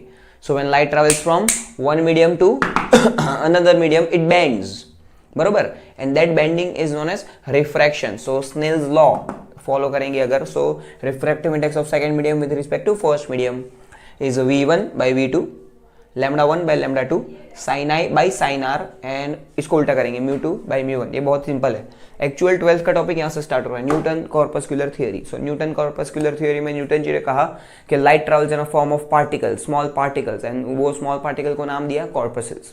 वो कॉर्पसल्स को बहुत सारी प्रॉपर्टी असाइन की कि बहुत ही टाइनी होते हैं, इलास्टिक होते हैं, और कोलिजन जो होते हैं वो इलास्टिक होते हैं, और बहुत सारी चीज़ें उन्होंने असाइन कर दी। लेकिन एक क्वेश्चन उठा कि अगर वो कॉर्पसल्स है और वो कोई सोर्स ऑफ लाइट से मूव हो रहा है तो उसका मास घटना चाहिए वो सोर्स का, लेकिन ऐसा नहीं होता, मास तो कांस्टेंट रहता है। तो फिर डिस्कार्ड हो गई theory. Then Huygens came and he gave a Huygens wave theory. उसमें कहा कि light travels in a form of wave. लेकिन न्यूटन जी का जो थियरी था कंप्लीटली ऐसा रॉन्ग था, ऐसा भी नहीं कह सकते, बिकॉज वो एक्सप्लेन करता है कि रिफ्लेक्शन कैसे होता है, रिफ्रैक्शन कैसे होता है। लेकिन पोलराइजेशन और वो सारे जो वेव नेचर है, इंटरफेरेंस एंड डायफ्रैक्शन, पोलराइजेशन, ये वेव नेचर जो है वो एक्सप्लेन नहीं कर पाई न्यूटन कॉर्पस्कुलर थ्योरी, जो ह्यूजन्स वेव थ्योरी करती है। क्योंकि उन्होंने ही कहा ना कि light travels in a form of wave, लेकिन एक ब्लेंडर कर दिया उन्होंने कहा कि light travels in a form of longitudinal wave. तो फिर भाई क्वेश्चन आया कि अगर लॉन्जिट्यूडनल वेव है तो लॉन्जिट्यूडनल वेव को तो मीडियम चाहिए, बरोबर कि नहीं। तो लाइट अगर ऐसे वैक्यूम में से आ रहा है तो मीडियम तो है नहीं वैक्यूम में, तो भी लाइट आ रहा है, आप कह रहे हैं लॉन्जिट्यूडनल है, तो कॉन्ट्राडिक्ट हो रहा है। तो उन्होंने कहा कौन बोलता है मीडियम नहीं है, है मीडियम। उधर मीडियम है ल्यूमिनिफेरस ईथर, ऐसा उन्होंने नाम दिया ल्यूमिनिफेरस ईथर करके। तो माइकलसन, मॉर्ले और फोकल्ट ऐसे बहुत सारे फिजिसिस्टों ने ट्राई किया, बट दे कुडंट रिकॉग्नाइज कि ऐसा कुछ होता है। तो फिर वो पार्ट जो है कि लॉन्जिट्यूडनल वेव है वो गलत है। Actually light travels in a form of transverse wave, light is a transverse electromagnetic wave. But yes, पूरा चैप्टर है उसका बेस ही है ह्यूजन्स वेव थ्योरी। तो ह्यूजन्स वेव थ्योरी में एक वेव फ्रंट करके कंसेप्ट है। If this is a source of light, then stop watch start किया 1 2 3, तो हर जगह पे लाइट जाएगी, हर जगह पे लाइट जाएगी। तो ये पॉइंट जो है P1, P2, P3, P4, P5, P6, P7 और P8, आठों के आठों पॉइंट पे साथ में लाइट पहुंचेगी। तो phase difference between this two particles 0, क्योंकि पाथ डिफरेंस 0 है। And all this particles on a wave front will work as a secondary source of light, जो लाइट को आगे के डायरेक्शन में सेंड करेंगे। The intensity of light to move backward is 0 and tangent drawn to all the secondary wave front will give us a new wave front. ऐसे 3 अलग अलग loss दिए हैं कि उन्होंने कहा कि all the points on a wave front act as secondary wave front, वो हमेशा आगे के डायरेक्शन में भेजेंगे और उनको टेंजेंट ड्रॉ करेंगे तो नया वेव फ्रंट मिलेगा। अभी अलग अलग टाइप है, spherical wave front, plane wave front, cylindrical wave front. तो उसमें कंडीशन है कि सोर्स कैसा होना चाहिए, पॉइंट सोर्स है और अगर फाइनाइट डिस्टेंस है तो स्फेरिकल, लेकिन पॉइंट सोर्स है और इनफाइनाइट डिस्टेंस है जैसे सन से यहां पर आते आते तो वो हो जाता है प्लेन वेव फ्रंट। और अगर स्लिट है या तो सिलिंड्रिकल सोर्स है और फाइनाइट डिस्टेंस है तो सिलिंड्रिकल वेव फ्रंट मिलेगा। देन पोलराइजेशन क्या होता है, पोलराइजेशन के लाइट जो है वो हर एक डायरेक्शन में मूव कर रहा था, उसके जो इलेक्ट्रिक फील्ड कंपोनेंट थे वो हर एक डायरेक्शन में वाइब्रेट कर रहे थे, लेकिन उसे किसी एक स्पेसिफिक डायरेक्शन में असाइन कराना, उसको एक स्पेसिफिक डायरेक्शन में असाइन कराना, किसको बोले तो इलेक्ट्रिक फील्ड को एक स्पेसिफिक डायरेक्शन में असाइन कराना, उसे कहते हैं पोलराइजेशन। मतलब जो यूपीएल है अनपोलराइज्ड लाइट उसको पीपीएल बनाना, plane polarised light. So when light travels through the polariser वो यूपीएल से पीपीएल हो जाता है, मतलब अनपोलराइज्ड लाइट से प्लेन पोलराइज्ड लाइट हो जाता है, and that is known as polarisation. और पोलराइजेशन सिर्फ ट्रांसवर्स वेव का होता है, लॉन्जिट्यूडिनल वेव का पोलराइजेशन शक्य नहीं है। cos i by cos r is equals to width of wavefront in rarer upon width of wavefront in denser। Danger में आके width थोड़ी बढ़ जाती है, ये आपने देखा है, हमने डायग्राम में एक्सप्लेन किया है, बराबर। Then mu g is equals to tan ip and this is Brewster's law। Brewster's law के एक पर्टिकुलर एंगल पे tan ip, मतलब ip is a polarising angle. Polarising angle पे जो इंसिडेंट लाइट थी जो कैसी थी, अनपोलराइज, लेकिन रिफ्लेक्टेड और रिफ्रैक्टेड दोनों एक दूसरे को परपेंडिकुलर होते हैं, कहां पर, आईपी पे। और रिफ्लेक्टेड रे जो होता है और रिफ्रैक्टेड रे जो होता है उसमें कुछ पोलराइजिंग पार्ट हमें दिखता है, जो अनपोलराइज्ड से रिफ्लेक्ट और रिफ्रैक्ट हुआ है वो तो partially polarised and plane polarised ऐसा नेचर दिखता है एट पोलराइजिंग एंगल आईपी। और कभी कभी क्रिटिकल एंगल के रिलेटेड भी क्वेश्चन पूछ सकते हैं, so that is IC is equal to sine inverse of 1 by mu. लेकिन अगर कोई रेयर मीडियम हुआ other than air, so will write IC is sine inverse of mu R by mu D rather than 1 by mu. This is denser, this is rare.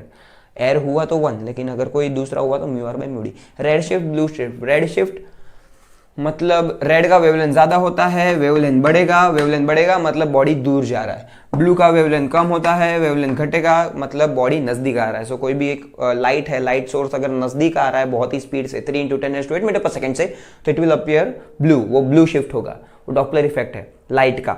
और अगर light अगर दूर जा रहा है 3 × 10⁸ मीटर पर सेकंड से, तो अपीयर होगा कि वो रेड है, क्योंकि वो स्टार जो होता है ना, सोर्स ऑफ लाइट, वो बहुत ही गर्म होता है, तो उसमें रेडिएशन भी हो रहा है, heat radiation, emission and electromagnetic wave, बहुत सारी चीजें। सो डॉपलर इफेक्ट है। रेड शिफ्ट मतलब वेवलेंथ का बढ़ना मतलब दूर जाना, ब्लू शिफ्ट मतलब वेवलेंथ का घटना मतलब नजदीक आना। और बहुत ही कम इसमें फॉर्मूलेज है, बहुत ही छोटा चैप्टर है, बहुत ही सिंपल चैप्टर है, स्टोरी जैसा है। सो ऐसे ही मजा करते रहिए, नई नई बातें जानते रहिए, आप फिजिक्स पढ़ते रहिए, मैं फिजिक्स पढ़ाता रहूंगा, क्योंकि फिजिक्स हमारा, फिजिक्स तुम्हारा। नमस्कार। तदेजति तन्नैजति तद्दूरे तद्वन्तिके तदंतरस्य सर्वस्य तदु सर्वस्यास्य भयते। So we'll see you in 11th session of FFR, which is interference and diffraction. Thank you.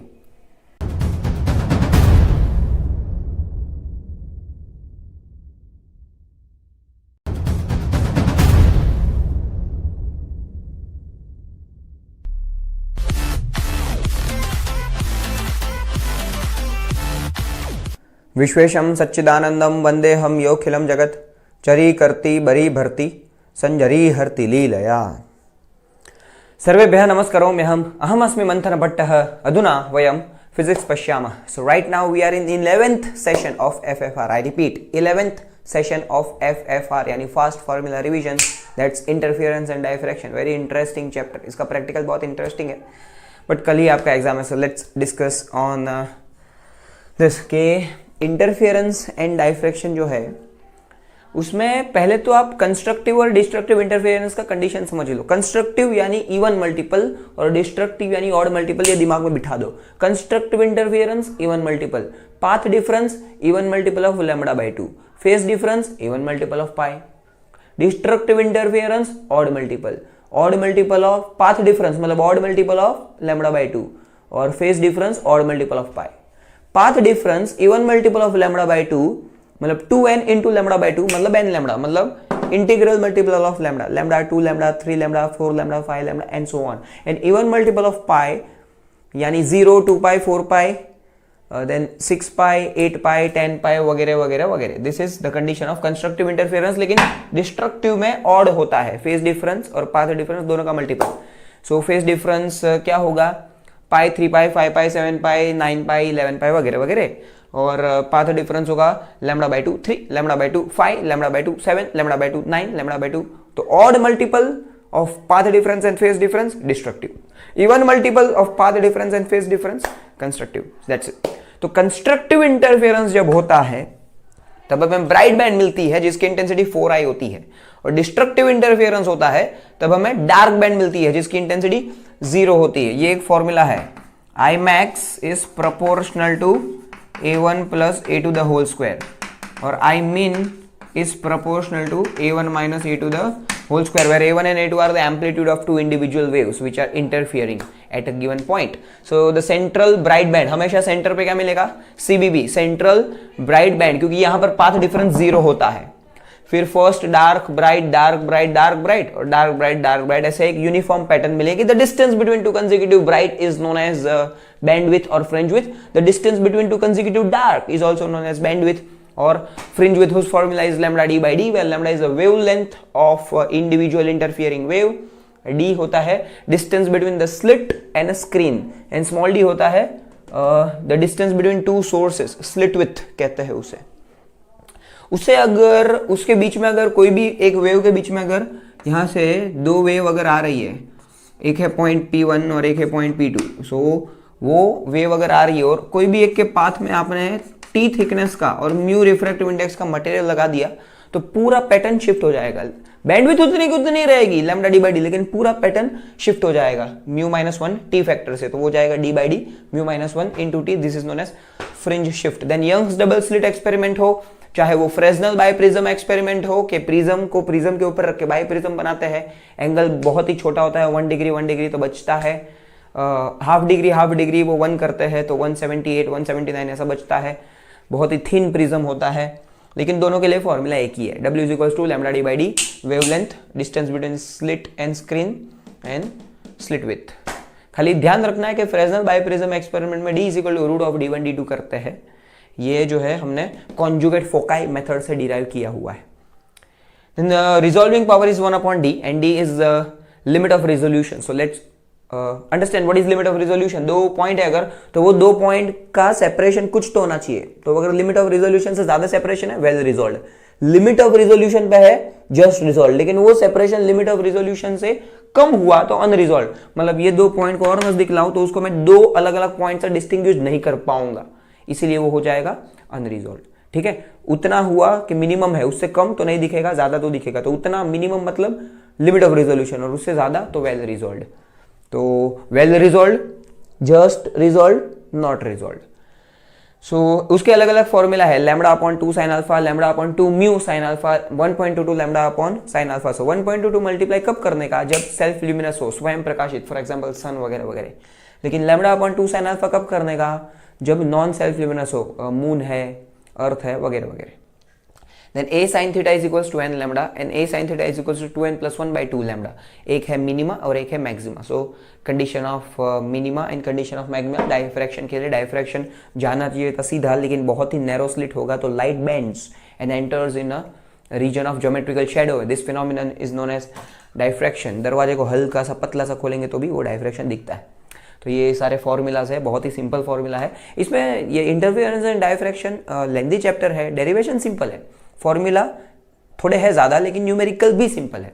ठीक है, तो ऐसे ही मजा करते रहिए, नई नई बातें जानते रहिए, आप फिजिक्स पढ़ते रहिए, मैं फिजिक्स पढ़ाता रहूंगा, क्योंकि फिजिक्स तुम्हारा नमस्कार। तदे जति तन्नय जति तद्दूरे तद्वंतिके तदंतरस्य सर्वस्य तदु सर्वस्यास्य बाह्यतः। So this was 11th session and see you in the 12th session of FFR, that is electrostatics. Thank you.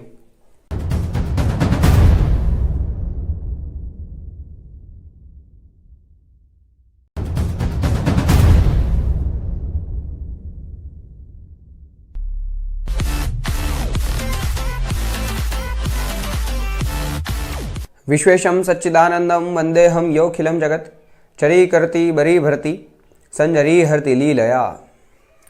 सर्वेभ्यः नमस्कारोऽहम् अहमस्मि मंथन भट्टः। अधुना वयं फिजिक्स पश्यामः। So we are in 12th session of FFR electrostatics, जिसमें दो पार्ट है, पहला पार्ट पूरा गॉस लॉ पे है और सेकंड पार्ट पूरा कैपेसिटर पे, दैट्स इट। और ये पार्ट हमने किया है कुछ हद तक, यहाँ पर हमने डेरिवेशन वगैरह सब किया है, पहले मैंने वीडियोस अपलोड किए थे। स्टार्ट करता है कि गॉस लॉ क्या होता है। गॉस लॉ होता है close integral of k epsilon naught EDS cos theta is equals to summation of q in, where k is dielectric constant, epsilon naught is permittivity of free space 8.85 into 10 raised to minus 12 coulomb square by Newton meter square. So k epsilon naught EDS cos theta. E or ds is aerial vector which is perpendicular to the surface or normal vector, and E is electric field and theta is angle between E and ds. चारों के चारों derivation में theta 0 आता है, cos theta cos 0 1 हो जाता है, बराबर ना, तो वो cos थीटा हट जाता है चारों डेरिवेशन में। So close integral of k epsilon naught EDS cos theta is equal to summation of q in. वो एनक्लोज्ड सरफेस जो है उसके अंदर जितना चार्ज होगा उसी को कंसीडर करेंगे, उसके बाहर जो चार्ज होगा उसको कंसीडर नहीं करेंगे। स्फीयर के डेरिवेशन में गॉसियन सरफेस होता है स्फेरिकल। सिलेंडर के जो लाइन चार्ज होता है infinitely long charge straight cylinder, उसमें भी सिलेंडर होता है गॉसियन सिलेंडर। जस्ट आउटसाइड के लिए एक छोटा सा ds कंसिडर करता है, और थिन मेटल शीट के लिए भी गॉसियन सरफेस सिलेंडर को कंसिडर करता है जो थिन मेटल शीट के थ्रू पास होता है।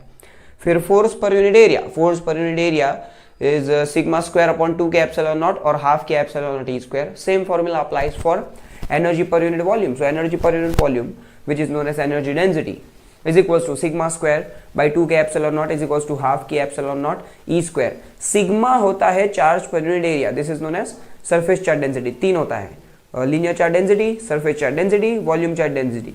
Linear charge density charge per length coulomb per metre, surface charge density charge per area coulomb per metre square, and volume charge density charge per unit volume coulomb per metre cube.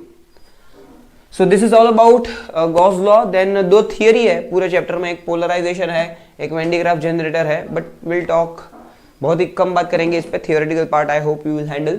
Second part is capacitor. Capacitor में एक plate जो होती है वो positively charge होती है और दूसरी प्लेट जो होती है वो नेगेटिवली चार्ज होती है, और उसको चार्ज कितना मिला है Q. So that charge is directly proportional to the potential difference applied across the capacitor. उसके अक्रॉस पोटेंशियल डिफरेंस कितना अप्लाई किया है हमने, उस पे डिपेंड करता है कि उसकी कैपेसिटी या तो उसका चार्ज कितना है। वो कैपेसिटी तो कांस्टेंट होती है for a given capacitor which is k epsilon not a by d। वो पैरेलल प्लेट के एरिया को डायरेक्टली प्रोपोर्शनल है और वो पैरेलल प्लेट के सेपरेशन को इनवर्सली प्रोपोर्शनल है। सेपरेशन बढ़ाओगे कैपेसिटी घटेगी, सेपरेशन घटाओगे कैपेसिटी बढ़ेगी, और k अगर 1 हो गया तो c एयर हो जाएगा epsilon not a by d। और for any medium c is equals to k epsilon naught a by d, where k is relative permittivity epsilon by epsilon naught, permittivity of medium upon permittivity of free space, or k is also known as dielectric constant which is 1 for air, vacuum or free space. The energy stored in that capacitor is half cv square.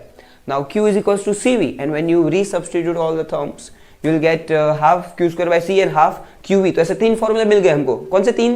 Half cv square, half q square by c, half qv, and q is equals to cv. very important relation as we have in Ohm's law, v is equals to ir। ऐसे तीन term के है इसमें, q is equals to cv है, where q is charge, c is capacity and v is the potential difference across the two plates of a capacitor।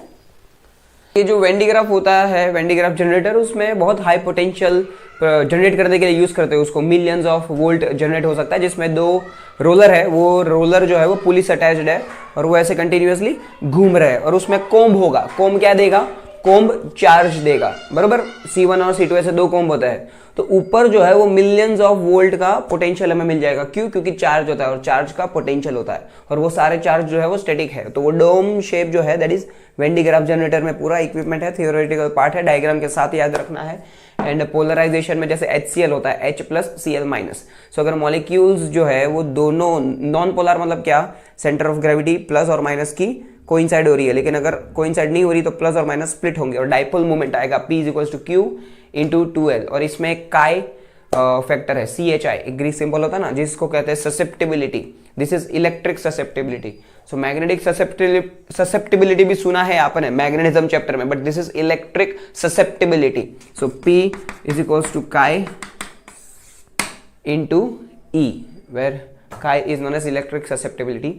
ज़्यादा numericals इस पे बहुत कम है, इस पे बहुत न्यूमेरिकल्स है, और ये चैप्टर में डेरिवेशन सिंपल है, जैसे EMI का थोड़ा सा डिफिकल्ट है, KTG जो है उसका थोड़ा सा डिफिकल्ट है, बट इसका डेरिवेशन सिंपल है, एक ही फ्लो है ना, तो फ्लो सेम रहेगा।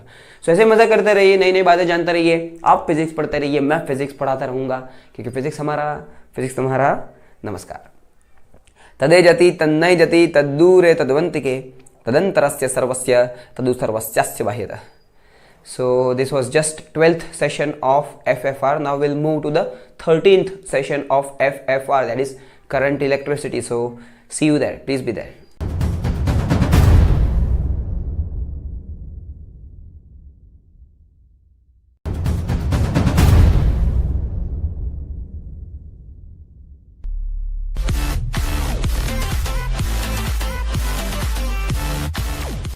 विश्वेशं सच्चिदानंदं वंदेहम योखिलं जगत चरी करती बरी भरती संजरी हरति लीलया। सर्वेभ्यः नमस्कारो मेहम अहम अस्मि मंथन भट्टः। अधुना वयं फिजिक्स पश्यामः।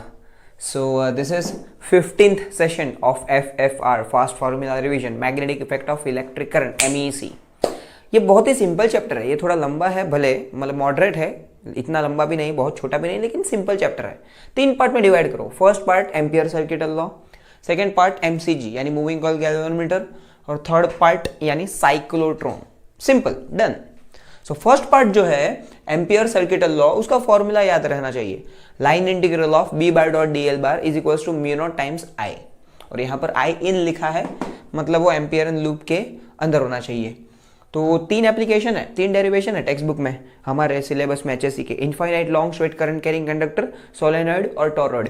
सो infinite long straight current carrying conductor के लिए कितना होता है, mu nought I by 2 pi R, और मुन्नी दोनों के लिए मुन्नी ऐसा याद रखना है, मुन्नी यानी म्यू नॉट NI, मुन्नी यानी mu naught NI। Capital N होता है number of turns per unit length, capital N होता है number of turns per unit length, लेकिन टॉरॉइड यानी वो बेंड किया गया सर्कल में, यानी इसका कितना हो जाएगा, इसका कितना हो जाएगा, लेंथ 2 पाई R, समझे, where R is a mean radius, ये वाला। So either mu naught is 4 pi into 10 raised to minus 7 Weber per ampere meter. Permeability of free space, I is a current flowing through that straight conductor, as a distance, perpendicular distance measured from that conductor. इधर सब term clear है, simple. So I repeat, line integral of B bar dot DL bar is equal to mu naught times I. Line integral of B bar dot DL bar is equals to mu naught times I. Okay, then क्या है, then infinitely long straight conductor है, then solenoid है, toroid है, mu naught I by 2 pi R, Munni number of turns per unit length, number of turns per unit length मतलब n upon 2 pi R. Now let's move to the second part, moving coil galvanometer। उसमें आजू बाजू magnet होता है, इधर एक rectangular coil होता है, करंट पास करता है, मैग्नेटिक फील्ड होता है, तो उस पे बिल साइन थीटा यानी BIL फोर्स एक्ट होगा, वो रोटेट होगा, टॉर्क एक्ट होगा, दैट इज डिफ्लेक्टिंग टॉर्क, और कंट्रोलिंग टॉर्क भी होगा, स्प्रिंग वगैरह, हेलिकल स्प्रिंग और वो सब होता है, मिरर होता है मूविंग कॉइल गैल्वेनोमीटर के कंस्ट्रक्शन में। So BNA is equals to C theta, this is what deflecting torque and restoring torque is equals to, और सी होता है ट्विस्ट कांस्टेंट। इसको अगर आप एमीटर में और वोल्ट मीटर में, इसको अगर आप पैरेलल में लगाओ तो एमीटर बनेगा, इसको अगर आप सीरीज में रेजिस्टेंस लगाओ, हाई रेजिस्टेंस, तो वोल्ट मीटर बनेगा। S is equal to G upon N-1, इतना शंट पैरेलल में लगाना है, और R is equal to G into N-1, इतना हाई रेजिस्टेंस सीरीज में लगाना है। बाकी के फॉर्मूला सिंपल है, IG by I, IS by I, denominator same, S plus G, IG के सामने S, IS के सामने G, एंड N होता है बड़ा वैल्यू अपॉन छोटा वैल्यू, बड़ा वैल्यू अपॉन छोटा वैल्यू, बड़ा करंट अपॉन छोटा करंट, बड़ा पोटेंशियल अपॉन छोटा potential. Cyclotron is also easy, भले बहुत सारे फॉर्मूला हो, एक की स्टेप है, mv square by r is equals to qvb। The centripetal force is being provided by the magnetic force, qvb sine theta होता है, थीटा 90 है, because the particle is moving perpendicular to the, ऐसा move कर रहा है ना, तो perpendicular to the magnetic field. So theta 90 हो गया, साइन 91 हो गया, mv square by r is equal to qvb, r मिल जाएगा mv बाई qb, v मिल गया यहाँ से qbr by m, half mv square करो तो काइनेटिक एनर्जी मिलेगा qbi the whole square by 2m। Then time कि ये एक d है, दूसरा d है, d1 d2, उसको AC सोर्स से कनेक्ट किया है, एंड तो उसका कितना टाइम होना चाहिए वो थियरी में हमने एक्सप्लेन किया है, लेकिन this are the formulas, very simple, fine. तो ऐसे मजा करते रहिए, नई नई बातें जानते रहिए, आप फिजिक्स पढ़ते रहिए, मैं फिजिक्स पढ़ाता रहूंगा, क्योंकि फिजिक्स हमारा, फिजिक्स तुम्हारा। नमस्कार। तदेजति तन्नयजति तद्दूरे तद्वन्तिके तदंतरस्य सर्वस्य तदु सर्वस्यास्य बाह्यतः। So this is not the end, because after this we'll be moving to the 16th session of FFR, that is electromagnetic induction. बहुत ही लेंथी चैप्टर है, मज़ेदार चैप्टर है, बहुत सारे फॉर्मूला है. So see you there. Thank you.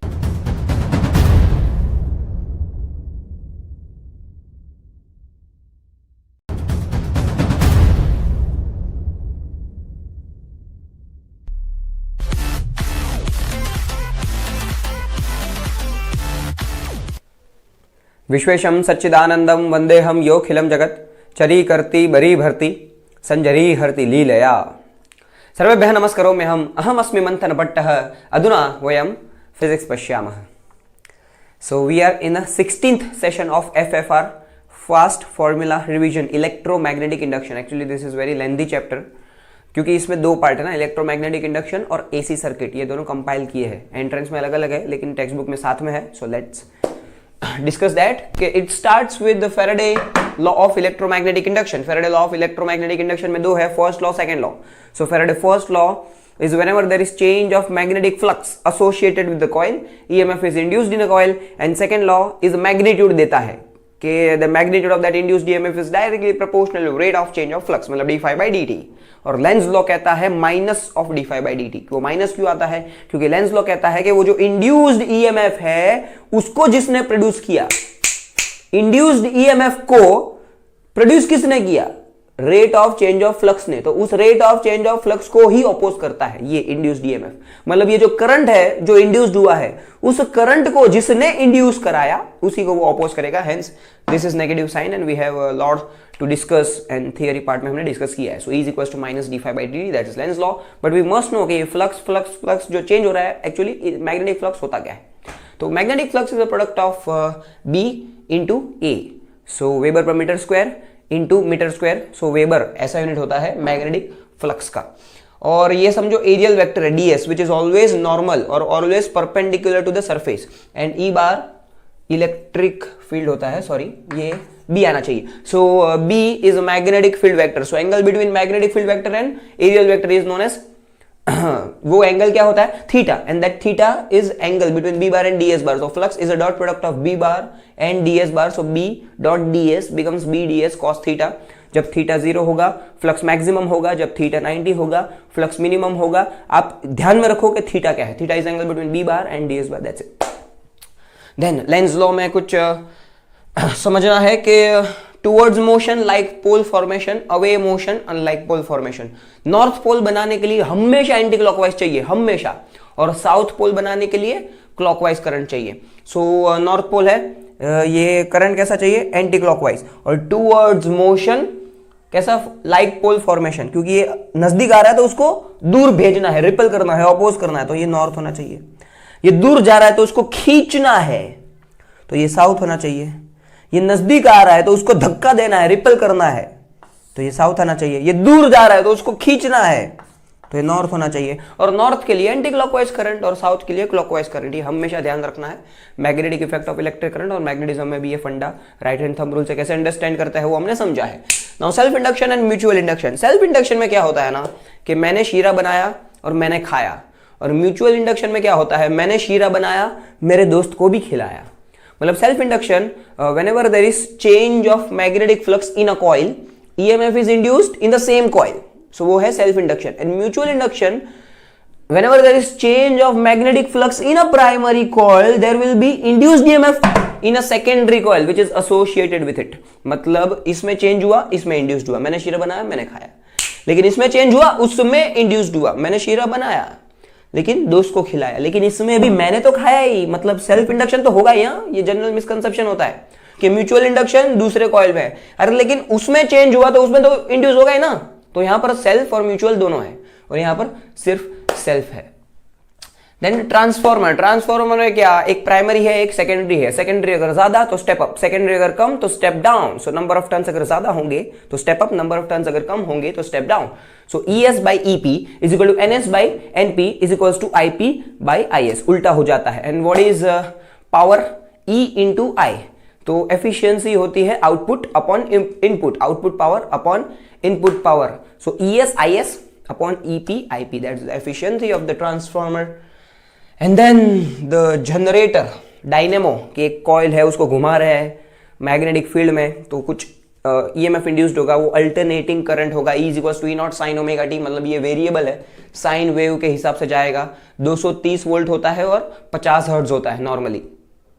तो resistor, inductor, capacitor, RLC ऐसे 3 part है. तो इसको R के अक्रॉस लगाते हैं, L के अक्रॉस लगाते हैं और C के अक्रॉस लगाते हैं. जब R के अक्रॉस लगाते हैं तब कुछ फेज डिफरेंस नहीं आता, जब L के अक्रॉस लगाते हैं तब फेज डिफरेंस 90 आता है, जब C के अक्रॉस लगाते हैं तब भी फेज डिफरेंस 90 आता है. लेकिन यहां पर भी फेज डिफरेंस 90, यहां पर भी फेज डिफरेंस 90. किन दोनों के बीच में है? करंट और EMF के बीच में. तो सर याद कैसे रखना, कौन लीड कौन लैग कभी कर रहा है? CC, बोलो मेरे साथ, CC कैपेसिटर में करंट लीड करेगा, ये याद रखने का. CC कैपेसिटर में करंट लीड करेगा. अगर करंट लीड करेगा तो EMF लैग करेगा. और गुजराती में ऐसा कहते हैं, वारा पछी वारो तारा पछी मारो. मतलब यहां पर अगर करंट लीड कर रहा है यहां पर, तो यहां पर करंट लैग करेगा. और यहां पर अगर EMF लैग कर रहा है तो यहां पर EMF लीड करेगा. That's the simple concept. तो आपको याद रखना है, CC कैपेसिटर में करंट लीड करेगा तो यहां पर EMF लीड करेगा और फेज डिफरेंस होगा 90, यहां पर phase difference 0, both are along the same direction. ये है फेजर डायग्राम, इसे क्या कहते हैं? Phasor diagram. देन XL का फॉर्मूला है ओमेगा L, मतलब ही 2πfL. XC का फॉर्मूला है 1 अपॉन ओमेगा C, मतलब ही 1 upon 2πfC, where F is a frequency. और जब सीरीज रेजोनेंस होता है तो सीरीज रेजोनेंस में XL और XC दोनों इक्वल हो जाते हैं. और जब XL और XC दोनों इक्वल हो जाएंगे तो होता है रेजोनेंस. और रेजोनेटिंग फ्रीक्वेंसी होता है 1 upon 2π under root of LC, where L is coefficient of self induction henry और C is capacitor of capacitor, या तो कैपेसिटेंस कहते हैं, कैपेसिटी ऑफ कैपेसिटर, या तो कैपेसिटेंस. फेराड, माइक्रो फेराड में देते हैं data. So this is henry, henry यानी ओम सेकेंड, और this is farad. Q is equals to CV, तो C is equal to Q by V, coulomb per volt, that is farad. हाँ, RLC तीनों को series में लगा दिया. अभी सीरीज में पोटेंशियल स्प्लिट हो जाता है. टोटल पोटेंशियल कितना है? Total potential E is equal to E naught sine omega T, वो स्प्लिट हो जाएगा. R के अक्रॉस ER, L के अक्रॉस EL, C के अक्रॉस EC. तो ER is equals to IR, EL is equals to IXL, EC is equals to IXC. मतलब I तो same है और ये पोटेंशियल है. तो ये E is equals to IR में ये जो R है वो रेजिस्टेंस है, मतलब रेजिस्टर में जो अपोज करता है वो रेजिस्टेंस, लेकिन इंडक्टर में जो अपोज करता है वो इंडक्टेंस, और कैपेसिटर में जो अपोज करता है वो कैपेसिटेंस. बराबर है? तो ये रेजिस्टर का रेजिस्टेंस, इंडक्टर का इंडक्टेंस एंड कैपेसिटर का कैपेसिटेंस, और तीनों को अगर साथ में जोड़ा जाए जो एक सीरीज सर्किट होगा उसका जो टोटल नेट रेजिस्टेंस होगा that is Z, which is impedance denoted by Z. So E is equals to IZ, E is equals to under root of EL minus EC the whole square plus E square. उसी को ही आगे solve करेंगे तो will get Z is equals to under root of R square plus XL minus XC the whole square. जब XL is equals to XC होगा resonance पे तो ये 0 हो जाएगा, Z is equals to R होगा. सो रेजोनेंस मतलब करंट मैक्सिमम, सीरीज रेजोनेंस में current maximum, impedance minimum. And cos phi is equals to R by Z. phi is a phase angle और फेजर एंगल. cos phi होता है power factor which is R by Z. R is resistor, Z is impedance. अगर resonance हुआ तो Z क्या हो जाएगा? R हो जाएगा. R बाय R 1 हो जाएगा, मतलब cos phi is equal to 1, मतलब phi इज इक्वल टू 0, मतलब दोनों सेम है. मतलब वो रेजिस्टिव सर्किट होगा रेजोनेंस पे, ना तो इंडक्टिव ना तो कैपेसिटिव, दोनों एक दूसरे को कैंसिल करते हैं, सिर्फ और सिर्फ रेजिस्टिव सर्किट होगा. और दो चीजें हैं, LC ऑसिलेशन जो मैंने बोर्ड पे नहीं बताई है, और पैरेलल रेजोनेंस, लेकिन वो आपको समझ जाएगा कि पैरेलल रेजोनेंस में, इसमें सीरीज रेजोनेंस में करंट मैक्सिमम और इंपीडेंस मिनिमम, पैरेलल में उल्टा. पैरेलल रेजोनेंस जो होता है उसमें करंट मिनिमम होता है और इंपीडेंस मैक्सिमम होता है. और LC ऑसिलेशन में क्या? L से C, C से L, L से C, C से L, ऐसा ट्रांसफर होता ही रहेगा. L यानी इंडक्टर, उसमें जो एनर्जी होती है that is magnetic energy, half L I square. और C यानी कैपेसिटर, और उसमें जो एनर्जी होती है वो होती है हाफ CV स्क्वायर. लेकिन half CV square electric energy और half LI square magnetic energy. तो ये दोनों जो एनर्जी है वो एक दूसरे में ट्रांसफर होते रहते by law of conservation of energy and they keep on transferring the energy from one two another. So this is what all about electromagnetic induction. बहुत ही इंपॉर्टेंट चैप्टर है, थोड़ा लेंथी चैप्टर है, इसके डेरिवेशंस भी थोड़े tricky है, लेकिन आप रिवाइज करेंगे एंड आई होप आपने किया ही होगा पिछले दिनों में. अभी आप एफएफआर सेशन में और थोड़ा कॉन्फिडेंट हो गए होंगे. सो ऐसे मजा करते रहिए, नई नई बातें जानते रहिए. आप फिजिक्स पढ़ते रहिए, मैं फिजिक्स पढ़ाता रहूंगा, क्योंकि फिजिक्स हमारा, फिजिक्स तुम्हारा. नमस्कार. तदेजति तन्नयजति तद्दूरे तद्वंतिके तदंतरस्य सर्वस्य तदु सर्वस्यास्य बाह्यतः. This is not the end at all, because we are going to discuss 17th FFR, 17th session, electrons and photons. So I expect all you to be there. बहुत ही अच्छे से वो डिस्कस करेंगे. Thank you.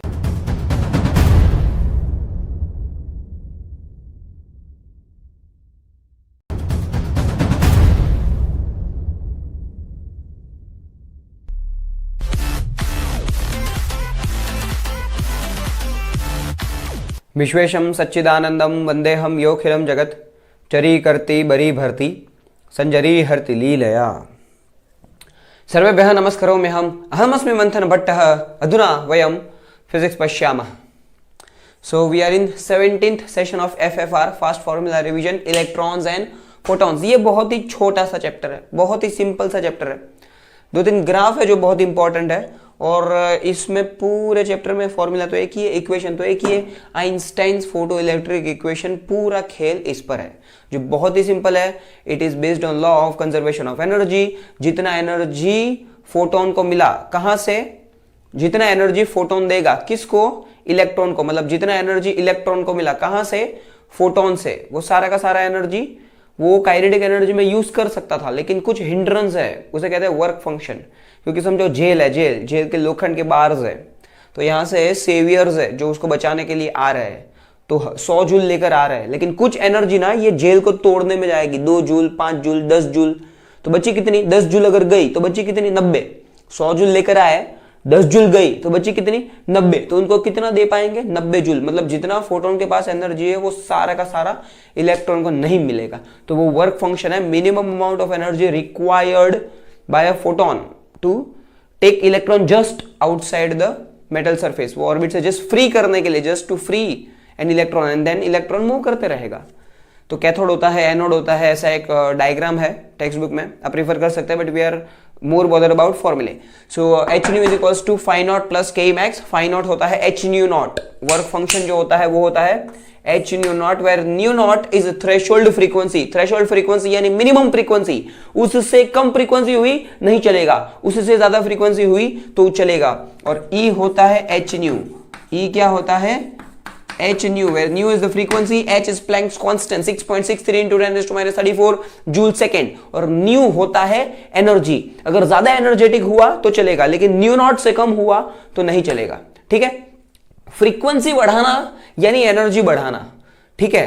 तो समझो 100 photons आ रहे हैं, और 1 फोटोन 1 इलेक्ट्रॉन फिनोमिनन होता है, फोटो इलेक्ट्रिक इफेक्ट. तो 100 फोटोन्स आ रहे हैं. ठीक है. तो वो जो 100 फोटॉन्स है, हर एक की फ्रीक्वेंसी म्यू है, म्यू. अभी इंटेंसिटी बढ़ाना यानी नंबर ऑफ फोटोन बढ़ाना. इंटेंसिटी बढ़ाऊंगा तो 100 के 200, 200 के 500, 500 के 1000, लेकिन सारे के सारों की एनर्जी सेम है.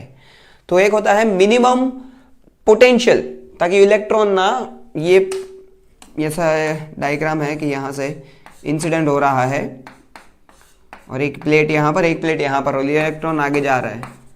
तो ये सारे के सारे जो इलेक्ट्रॉन आगे जा रहा है उसको स्टॉप करने के लिए मिनिमम नेगेटिव पोटेंशियल कितना होना चाहिए, उसको कहते हैं स्टॉपिंग पोटेंशियल. ये माइनस में आता है, negative potential, that is stopping potential. तो भी आप 100 लाओ, 500 लाओ के 1000 लाओ, सबकी एनर्जी सेम है, तो सबको रोकने के लिए उतना ही टाइम लगेगा. इसलिए स्टॉपिंग पोटेंशियल सेम रहेगा, क्योंकि सेम एनर्जी के साथ इलेक्ट्रॉन जा रहे हैं. लेकिन फ्रीक्वेंसी बढ़ाओगे तो ज्यादा एनर्जी वाला फोटोन आएगा, मतलब इलेक्ट्रॉन को ज्यादा एनर्जी मिलेगा, मतलब इलेक्ट्रॉन की काइनेटिक एनर्जी ज्यादा होगी, और वो मोर एनर्जेटिक इलेक्ट्रॉन को रोकने के लिए और ज्यादा नेगेटिव पोटेंशियल देना पड़ेगा. इसलिए इधर स्टॉपिंग पोटेंशियल बढ़ता है, मतलब -3 वोल्ट, -4 वोल्ट, -5 वोल्ट ऐसा. तो माइनस तो एक बता रहा है कि नेगेटिव है, लेकिन मैग्नीट्यूड तो 5 का ज्यादा है ना, 3 से. तो फ्रीक्वेंसी अगर बढ़ाएंगे तो स्टॉपिंग पोटेंशियल बढ़ता है, करंट उतना का उतना ही. बरोबर. फ्रीक्वेंसी बढ़ा रहे हो तो नंबर तो सेम ही रख रहे हो. आई क्या होता है, आई होता है D Q by D T, rate of flow of charge. So charge तो उतना ही है, फ्रीक्वेंसी बढ़ाया, फ्रीक्वेंसी सेम रखा तो, या तो फ्रीक्वेंसी बढ़ाया तो भी चार्ज तो उतना ही है। क्यों? क्योंकि फ्रीक्वेंसी बढ़ा रहे तो 100 फोटोन आ रहा है, 100 इलेक्ट्रॉन को लेकर जा रहा है, फिर आप उसकी फ्रीक्वेंसी बढ़ाओ फोटोन की तो इलेक्ट्रॉन को ज्यादा एनर्जी मिलेगी, लेकिन निकलेंगे तो 100 ही। इसलिए इधर चार्ज कांस्टेंट, करंट कांस्टेंट, लेकिन फ्रीक्वेंसी बढ़ेगी, एनर्जी बढ़ेगी, रोकने के लिए ज्यादा ताकत लगेगी, स्टॉपिंग पोटेंशियल बढ़ेगा। इधर देखो, इधर हम क्या कर रहे हैं, हम इंटेंसिटी बढ़ा रहे हैं। इंटेंसिटी बढ़ाना यानी होता है नंबर ऑफ फोटोन बढ़ाना। नंबर ऑफ फोटोन बढ़ गए तो जो इलेक्ट्रॉन को निकालने वाला है वो भी बढ़ जाएंगे, निकलने वाले इलेक्ट्रॉन बढ़ जाएंगे ना। तो नंबर ऑफ फोटॉन्स के बढ़ने से, इंटेंसिटी बढ़ने से नंबर ऑफ इलेक्ट्रॉन्स भी बढ़ गए, चार्ज बढ़ गया, करंट बढ़ गया, करंट बढ़ रहा है, लेकिन stopping potential remain same. So ऐसा ग्राफ है। और एक है y is equals to mx plus c।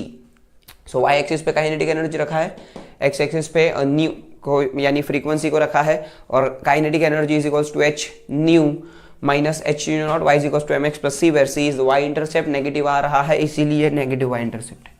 तो ये पार्ट क्या है, this is minus h nu not और माइनस वर्क फंक्शन ऐसा कह सकते हैं, इसलिए तो नेगेटिव है। और ये है न्यू नॉट, और स्लोप कितना है इसका, स्लोप एम एक्स प्लस सी ना, तो स्लोप है h। स्लोप क्या है, h, प्लैंक्स कांस्टेंट जितना स्लोप है। अगर फ्रीक्वेंसी थ्रेशोल्ड फ्रीक्वेंसी से कम होगी करंट नहीं मिलेगा, अगर फ्रीक्वेंसी थ्रेशोल्ड फ्रीक्वेंसी से जितनी हुई तो ये जो फॉर्मूला है न्यू और न्यू नॉट दोनों इक्वल हो गए तो v जीरो हो जाएगा, मतलब इलेक्ट्रॉन जस्ट बाहर निकलेगा जीरो वेलोसिटी से, मतलब आगे नहीं मूव होगा, फिर बाहर निकल के आयोनाइज्ड हो जाएगा। और new is greater than new not, तभी करंट मिलेगा। तो मिनिमम थ्रेशोल्ड फ्रीक्वेंसी या तो उससे ज़्यादा फ्रीक्वेंसी हुई तो ही हमें करंट मिलेगा। बाकी एक फोटो इलेक्ट्रिक सेल है जो इसके एप्लीकेशंस बताता है, जो थियोरेटिकल पार्ट है बहुत ही सिंपल है। एक ही formula h nu is equals to phi not plus K E max, where phi not is work function, h nu is energy of photon, K E max is maximum kinetic energy of emitted electrons. So that's it. ऐसे ही मजा करते रहिए, नई नई बातें जानते रहिए, आप फिजिक्स पढ़ते रहिए, मैं फिजिक्स पढ़ाता रहूंगा, क्योंकि फिजिक्स हमारा। नमस्कार। तदेजति तन्नयजति तद्दूरे तद्वन्तिके तदंतरस्य सर्वस्य तदु सर्वस्यास्य बाह्यतः। So this is not yet the end. We will be continuing with 18th session of FFR, that is atoms, molecules and nuclei. So see you all there in FFR of atoms, molecules and nuclei. Thank you.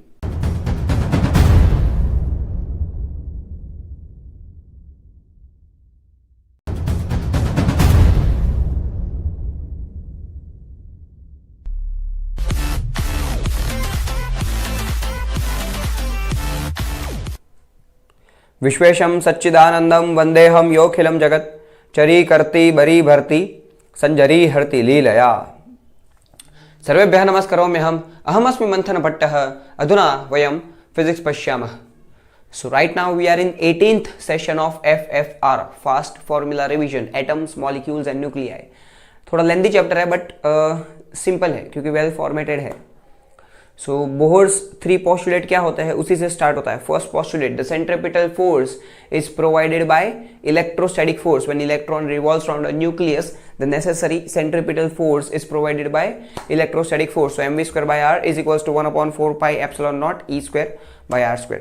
Second होता है angular momentum is equals to integral multiple of h by 2 pi, where h is a Planck's constant 6.63 into 10⁻34 joule second.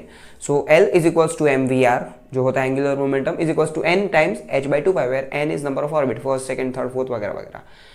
Then third होता है E2 minus E1 is equals to h nu, मतलब higher energy level से lower energy level पे आता है तो energy emit करता है, like that. Then we have ये तीनों से ये डिवाइड करके मल्टीप्लाई करके ये फॉर्मूला मिलता है, ये ध्यान रखो आप। R is equals to epsilon naught n square h square upon pi m square and V is equals to e square upon 2 epsilon naught n h। बाकी के टाइम पीरियड जो है, फ्रीक्वेंसी है, ओमेगा है, सब यहाँ से मिलेगा। टाइम पीरियड कैसे मिलेगा, स्पीड डिस्टेंस अपॉन टाइम है, स्पीड को v लिखा, डिस्टेंस को 2 पाई लिखा और टाइम को कैपिटल D लिखा तो t मिलेगा। ओमेगा होता है 2 पाई बाई टी, ओमेगा मिलेगा, 1 बाई टी एफ मिलेगा। तो ध्यान में ये दो ही रखो, R is equals to epsilon naught n square h square upon pi m square and V is equals to e square upon 2 epsilon naught nh। and then we have 3 energies, kinetic और potential। kinetic energy यहाँ से आएगा, potential energy भी यहाँ से आपको मिल जाएगा। so total energy होता है minus e square upon 8 epsilon naught r, 8 pi epsilon naught are, और ये -13.6 डिवाइडेड बाय n स्क्वायर होता है अगर ये पूरा इसमें सब्स्टिट्यूट करेंगे तो। So first, second, third, fourth, fifth, n को 1 2 3 4 5 लिखेंगे।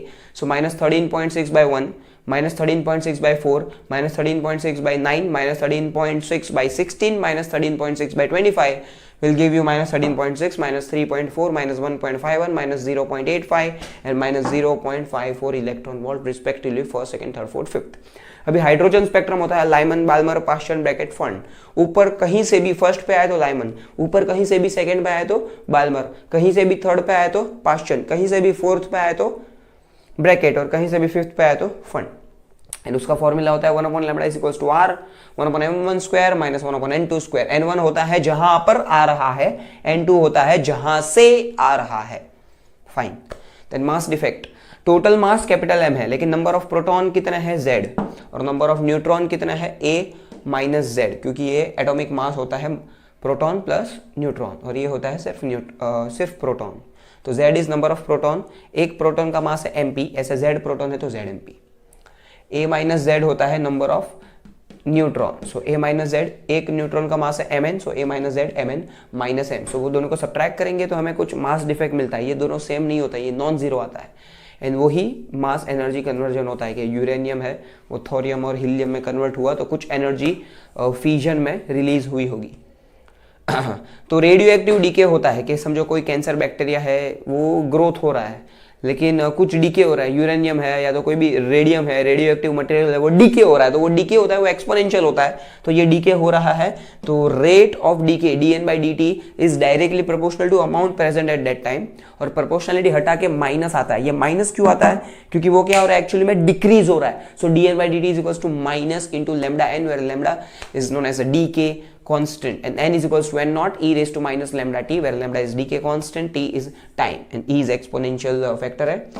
n naught is original amount and n is amount present at any time, and t half is equals to half life के 100% था 50% होने में कितना टाइम लगेगा 0.693 whole divided by lambda. Then de Broglie wavelength, matter और particle, मतलब matter and wave, particle and wave, so उसे matter waves कहते हैं कि पार्टिकल नेचर भी है, वेव नेचर भी है, ड्यूअल नेचर है। So that de Broglie hypothesis के हिसाब से ड्यूअल नेचर का जो वेवलेंथ होता है lambda is equals to h by p, मतलब h upon mv, where p is the linear momentum of the body, h is Planck's constant, m is a mass and v is the velocity of the moving body having mass m, and lambda is equals to 12.27 divided by capital V, where capital V this is a potential difference। ये कैसे मिलता है कि work होता है क्या joule पर coulomb होता है वोल्ट बराबर, और ये वर्क होता है half m v square, velocity ये है हाफ एम वी स्क्वायर, ये है पोटेंशियल डिफरेंस, और चार्ज को लिखते हैं ई।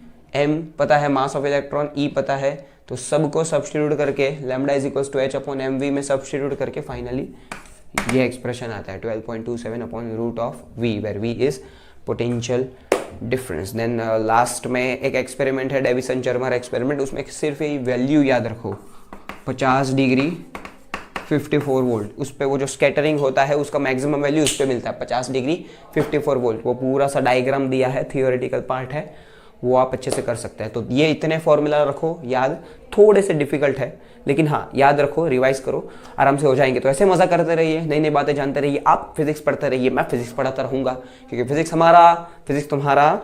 नमस्कार। तदेजति तन्नयजति तद्दूरे तद्वन्तिके तदंतरस्य सर्वस्य तदु सर्वस्यास्य बाह्यतः।